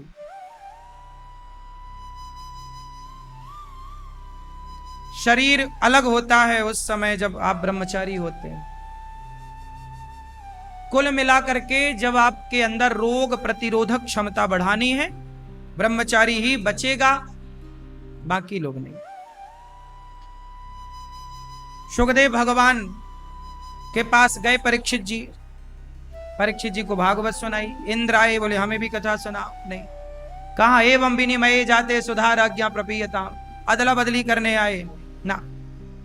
सुखदेव भगवान ने इंद्र को अधिकारी नहीं माना और इंद्र को वंचित रखा भागवत जी से। ये भागवत जो आप सुन रहे हैं सामान्य नहीं है मेरी माँ, ये देवताओं को भी दुर्लभ है ये भागवत जो आप सुन रहे हैं। एक बार नारद जी सारे तीर्थों का भ्रमण करने निकले, परंतु ना पश्यम कुत्र मिच्छर्मः मनः संतोष कार्यक्रम, कहीं शांति नहीं मिली। अहम तु पृथ्वीम यातो ज्ञात्वा सर्वोत्तमामिति पुष्करम चा प्रयागम चा काशीम गोदावरीम तथा हरिक्षेत्रम कुरुक्षेत्रम श्रीरंगम सेतु वंदनम। सारे तीर्थों में गए नारद जी, पर शांति नहीं। तब नारद जी वृंदावन आए। यहाँ एक कन्या को दास देखा। देवी कौन? महाराज जी मेरा नाम भक्ति है, अहम भक्ति ऋतिख्याता, ये मेरा नाम भक्ति। एमऊ में तनयऊ मतौ, मेरा बेटा ज्ञान और वैराग्य, ज्ञान वैराग्य ना मानऊ। क्या हुआ? काल योगे न जर्जर, काल के प्रभाव से मेरा बेटा जर्जर, मतलब कलयुग में ना ज्ञान वैराग्य का कोई ग्राहक है नहीं, भक्ति फिर भी ठीक है। तब नारद जी ने कहा कि मैं कुछ करता हूं। उन्होंने कहा भक्ति उत्पन्ना द्रवणेश हम वृद्धिम कर्णाटके गता, मैं द्रवण देश में उत्पन्न हुई, मतलब हृदय में वृद्धिम कर्णाटके गता, कानों से कथा सुनोगे भक्ति बढ़ेगी। क्वचित क्वचिन महाराष्ट्र, महाराष्ट्र में कहीं कहीं सम्मान मिला, मतलब इस शरीर से कोई भक्ति करता है, कोई नहीं करता। गुर्जरे जीर्णताम गता, गुजरात में मतलब गुजर गई रातें भजन के बिना, भक्ति बूढ़ी हो गई। इसलिए तब नारद जी महाराज ने कहा कि मैं भागवत सनकादियों के मध्य पहुंचे, गीता वेद वेदांत घोष इच्छा गीता पाठिर मुहुर मुहु, पर ज्ञान वैराग्य का दुख दूर नहीं हुआ। तब सनकादियों ने कहा भागवत सुनवाना। जब भागवत सुनाई, हरिद्वार की पावन धरा पर 4 आसन लगाई गई, सनक सनंदन सनातन सनत कुमार और भक्ति ज्ञान वैराग्य की आसन खाली नारद जी बैठे। और जब भागवत की महिमा हुई, सदा सेव्या श्रीमद् भागवती कथा, तब भक्ति महारानी प्रकट हो गई वहां संतों के मध्य। महाराज मैं प्रकट हो गई, मेरा सारा दुख दूर हो गया। अच्छा क्या हुआ? बोले मेरा भागवत सुन के सारा दुख दूर हो गया, सारा कष्ट दूर हो गया। अब क्या करें? बोले कोई बैठने की जगह बताओ। बोले ये भक्त जन बैठे हैं, इन भक्तों के हृदय में जाकर के बैठ जाओ। तो भक्ति कहाँ बैठती है? जो भागवत सुनते हैं उनके भीतर कौन बैठता है? भक्ति। भक्ति बैठ गई। नारद जी ने एक सवाल कर दिया, महाराज श्री कृष्ण गोविंद हरे मुरारी, हे नाथ नारायण वासुदेव। भक्ति महारानी ने कीर्तन किया। परीक्षित जी ने नारद जी ने प्रश्न किया, गुरुदेव कोई पापी व्यक्ति भागवत सुन के तर जाए तो आश्चर्य नहीं, जिसने जीवन भर पाप किया है कैसा पापी तरेगा। ये मानव पाप कृतस्तु सर्वदा सदा दुराचार रता विमार्ग गाहा क्रोधाग्नि दग्धः कुटिलाश्च कामिनः सप्ताह यज्ञेन कलौ पुनन्ति। कितना भी बड़ा पापी हो भागवत सुन के तर जाएगा। कोई तरा? हाँ, एक पंडित जी थे, आत्मदेव उनका नाम था, उनकी पत्नी का नाम था श्रीमती धुंधली देवी। उनके बेटा नहीं था। क्या नहीं था? आत्मदेव जी ने बड़ा प्रयास किया, बेटा नहीं हुआ। उन्होंने जंगल जाकर के आत्महत्या करने का आत्मदेव जी ने सोचा। तब संत जी आए। कथम रोदसी विप्रत्वम, क्यों रो रहे हो? काते चिंता बलीयसी वदत्वम, मुझे बताओ सत्वरम, सच बताना, क्यों रो रहे हो? महाराज धिक जीवितम प्रजाहीनम, धिक्कार है मेरे जीवन को, मेरी संतान नहीं है। तब नारद जी, तब संत ने कहा कि बेटे के लिए मत रो, भगवान के लिए रो, बेटे के लिए क्या होगा? महाराज मुझे बेटा चाहिए। संत जी ने एक फल निकाला, बोले पत्नी को खिलाना। धुंधली को फल मिला, धुंधली ने फल गैया को खिला दिया। उसे लगा कि मैं बच्चा कैसे पैदा करूंगी, मैंने सुना है बड़ा दर्द होता है, कौन सहेगा। तो उसने चुपके से धुंधली ने गाय को खिलाया। गाय को बच्चा हुआ समय पर, नाम रखा गौकर्ण। धुंधली ने पैसे बहन को दिए और बहन का बच्चा हुआ तो पैसे से खरीद लिया। उस बच्चे का नाम रखा धुंधकारी। धुंधकारी जब बड़ा हुआ तो उसने अपने बाप को लाठियां मारी, चल पैसे निकाल। अब आत्मदेव जी रोने लग गए। जब बेटा नहीं था तो भी रोना पड़ा, बेटा मिल गया तो भी रोना पड़ रहा है। आपके भाग्य के आंसू ना आपको ही बहाने पड़ेंगे, चाहे कुछ भी कर लो रोना तो पड़ता। यदि भाग्य में रोना ही लिखा है, कर्म ही तुम्हारे खराब हैं, तो रोना पड़ेगा। आत्मदेव जी को बेटा मार रहा है, हो चिल्ला रहे हैं आत्मदेव जी, मत मारो मत मारो बेटा। देखो जब बेटा मारता है ना, तब वहां पर गौकर्ण जी आए और उन्होंने उपदेश किया, पिताजी देहेश्चिमांस रुधिरे भिमतिम त्यजत्वम, काहे रो रहे हो? जाया सुता दिशु सदा ममताम विमुंच। ये व्यर्थ में मोह माया में उलझे हो। कहते हो ये मेरा बेटा है, कहते हो ये मेरी बेटी है। काहे का बेटा बेटी? ये शरीर भी अपना नहीं है, बेटा बेटी तो छोड़ दो, मरेंगे तो का ले जाएंगे? हमारा शरीर भी चिता पे जला दोगे आप लोग, छुट्टी 13 दिन बाद लोग रसगुल्ले खा के खत्म। कौन किसे कितने दिन याद रखता है बताओ? पिताजी मत रो। आत्मदेव जी को गौकर्ण जी ने जब उपदेश किया, उनका उद्धार हुआ। धुंधली को मारने लगा धुंधकारी। जब माँ को मारा तो माँ बेचारी कुएं में कूद कर आत्महत्या कर लेती है। जब संतान परेशान करती है तो बताओ माँ बाप क्या करें? इसलिए कहता हूं कि जब माँ बाप परेशान होते हैं, संतान परेशान करती है, तब जाकर के गौरी गोपाल आश्रम बनाने की जरूरत पड़ती है।